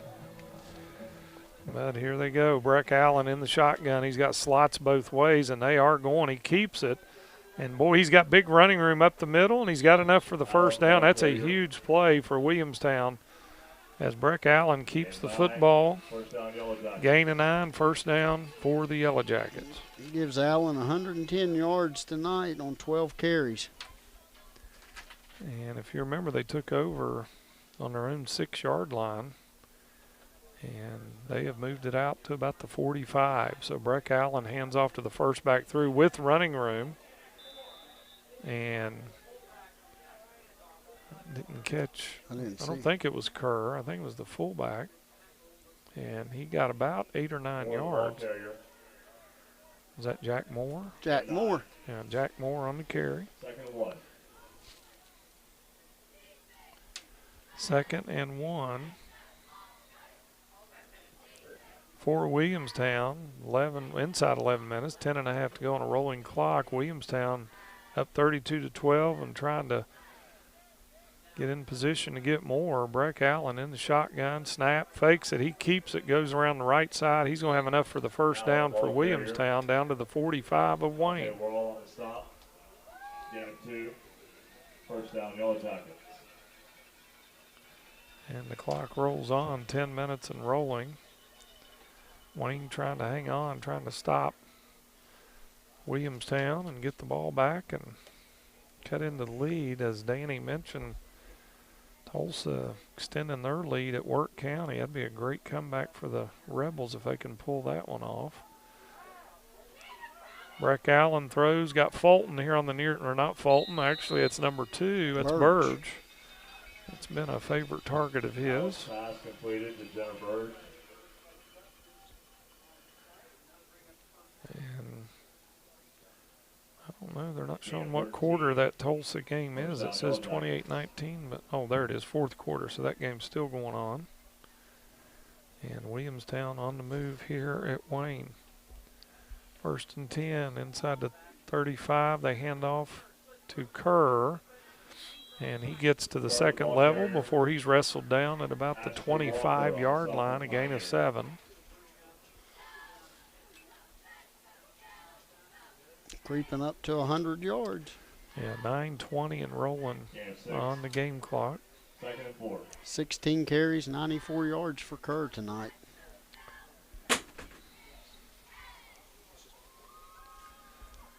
And Williamstown up to the line. We're closing in on 9 minutes to go in the contest. Breck Allen gone all the way. I think that's Fulton, or is that Kerr again? That's Kerr, and off he goes, and he's into the end zone. Touchdown. Jackson Kerr from 26 yards out, and Williamstown builds on their lead with 8:58 to go. Puts him at 120 yards rushing tonight. That's his 3rd rushing touchdown. Jackson Kerr in for the touchdown. They've been going for 2 most of the evening. We'll see if that continues, and it will. Allen up under center in the I formation this time. He's going to look to his left, and he's going to go down and be sacked. 2-point conversion, no good. They were trying to throw a little rollout pass, no good. It's 38-12, Williamstown. With 8:58 to go, we're going to step aside and take a break. You're listening to High School Football on the Gridiron Sports Network. High school football is back, along with another exciting season of Metro News High School Game Night. Presented by the Charleston CVB. Join Fred Persinger and Dave Jecklin every Friday night for the latest scores, stories, and interviews from football fields across the state. Follow your favorite team all season long with Metro News High School Game Night, presented by the Charleston CVB on this Metro News station. After the game tonight on the Superstation Network. You're listening to high school football action on 90.7 FM WFGH. And welcome back to the Gridiron Sports Network. Rick Marone, Danny Mayo, glad you've dialed us up tonight. It's been a good one. Williamstown extending their lead here late in the game, 8:58 to go. They just punched in another touchdown. Jackson Kerr doing the honors there. It's 38-12 Yellow Jackets. And Wayne up against it, 26-point deficit. And, Danny, they need some points, and they need them quick. Yes, they do, and I'm afraid time's going to run out with the deficit. They've dug themselves a hole, and I'm not sure that they're going to get out of. You've got to look at both sides of the football, and you've heard me say it multiple times tonight. In the first half, neither Williamstown nor Wayne could stop the opponent's offense, and Williamstown went in at halftime, and I'll tell you what, they've I don't want to say completely, but basically have shut Wayne's run game down and forced them to go to the air a little bit more than what they want to, and it's something Wayne is uncomfortable with and not very successful with. Yeah, I tell you what, Williamstown took advantage of some opportunities there, and right before the end of the first half, extended their lead, before the end of the half, and then they've continued to build on that here in the second half. And again, we're in a media timeout right now, but again, not the smoothest of games on either side. I mean, there's been a lot of flags flying in both directions. And we mentioned this game, I think it's called log rolling or whatever. When you're in Lumberjacks, they get one guy on either end of the log and try and roll one of them off there. That's what we were dealing with. Both these teams right on the fringe of the playoffs. And we said it was kind of all or nothing here. And right now, Williamstown taking charge here of this one, and Wayne got a lot of work to do here, and if they're unable to do that, it really puts them in a bad spot as far as playoff hopes. Yeah, and that's the thing you got to look at this point in the game. I mean, it was a must-win for either one of these teams, sitting at 20 and 21st in Class AA, and this win right here may just catapult the winner into a playoff run. Yeah, we mentioned Wayne going to Sissonville next week. That'll be a road game, so it's their last home game. regular season, and they'll go up and take on the Sissonville Indians next week to finish up. But another almost 9 minutes to go here. Hoops will be kicking it off for the Yellow Jackets, left to right on your radio dial. And Hoops approaches the ball, kicks a line drive, and it is scooped up back at about the 15 by Wayne. And coming to the near side, good run from Davis, I believe, scooped that up, and he got a nice run out to about the 37, 38-yard line. Sets him up in good field position. Now we just got to get the offense rolling. Yeah, so we'll call it the 39, maybe. 39-yard line for Wayne, 1st and 10. 8:48 to go in the contest. Rick Maroon, Danny Mayo, glad you've joined us tonight, all of our loyal listeners. Trey Hayton under center, fakes it, he's going to go there. He's got a man wide open down the middle of the field, and he's got it. And that's maybe Davis again. He's turning around, that was Napper, and he turned around and taunted the defensive back as he was running towards the end zone. And the flag came flying out at about the 8 or 9 yard line. So Eli Napper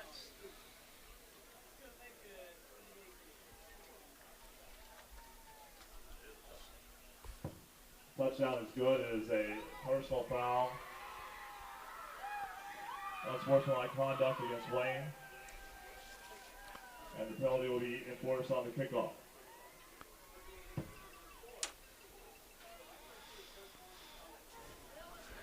I think that was Napper, right, on the reception? Davis, okay. Yeah. 61 yards. 61-yard touchdown pass. Nice toss that time. Yeah, and he was wide open. They were definitely bringing the house. So Hayton to Davis. 8:38 to go. 61-yard touchdown pass. Wayne lines up for two. Hayton in the shotgun, throws a fade pattern out to the left, and it falls incomplete. Conversion pass is incomplete. And with 8:38, and I tell you what, if they enforce that 15-yarder on the kickoff, Wayne's going to be kicking off from about their own 25-yard line. Yeah. So 8:38 to go. It's 38-18. Big play from Wayne, cuts the lead into a third. Yeah, the effects of that uncalled for, absolutely not needed 15-yard penalty will now see the effects of that as it puts Wayne in a poor kickoff position here. Yeah, that'll be a 15-yard penalty, so they'll walk that off. Unsportsmanlike against Wayne. You got to figure, do they go onside kick here anyway? And if you do it deep in your own end, if you don't recover it, you're really up against it. Yeah. Tomorrow from 11 to 2 in the parking lot, hosted by the Pioneer football team. Please come out and support. Car show, I think. And I think Williamstown expecting the onside kick from Wayne. Braden Lowe doing the kicking honors for Wayne. We'll see if he does onside kick it. And no, he kicks it to the deep man. And it bounces around, and then he just falls on it, probably wisely so. The number 14 for Williamstown, Julian Williamson. 5'2", 115-pound freshman. And you're the deep guy on the kickoff you're the deep return. Guy. Coach got a lot of faith in you. So Williamstown takes over to 34-yard line on this drive. Julian did exactly what he was supposed to. What you would have done. Get on the football. And get on the ground. So 8:38 to go. Williamstown on offense. 1st and 10 from their 34. And Breck Allen hands off to the second back Kerr with running room. He's shaking off tacklers, and he's going to have a first down. He's out near midfield. I think some tacklers may be trying to strip the ball, but in the meantime, he gets a 16-yard pickup. Gives Kerr 136 yards rushing tonight. Yeah, he's been impressive. Him and Breck Allen, a 1-2 punch. And it'll be 1st and 10 and a fresh set of downs for Williamstown. And closing in on 8 minutes to go.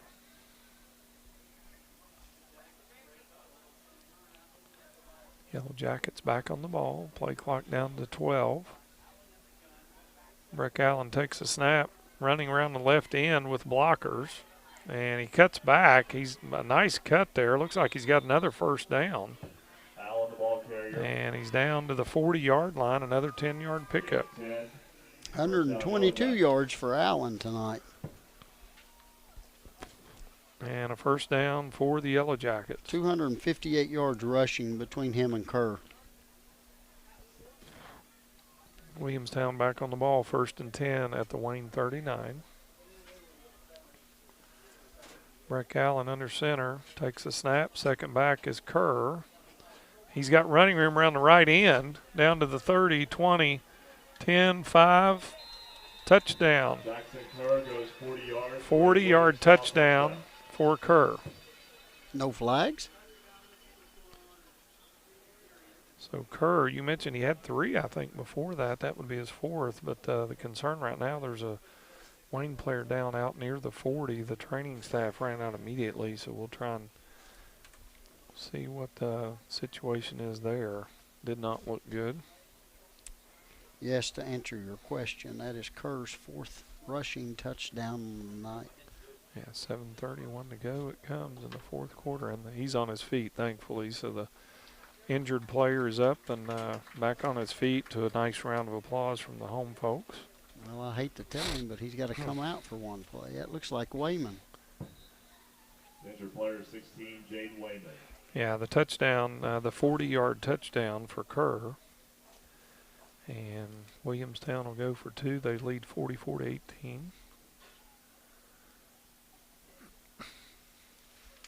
Just kind of a quietness on the stadium right now, really on both sides. I think the cold is part of that.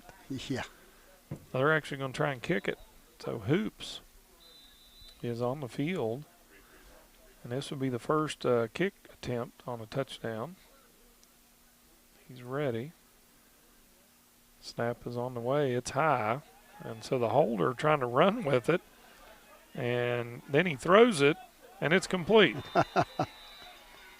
So 21, Cunningham, they teach you to run the hot. I think you call hot, hot, or fire, fire. Well, not so fast.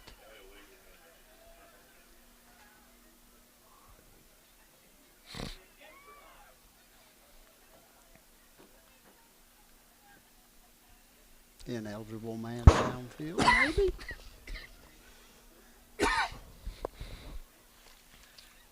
I don't know. The teams are going to the sideline. I kind of looked because a lot of times that happens, but guys don't normally go downfield anyway on a point after, so nobody was moving. 3 yards.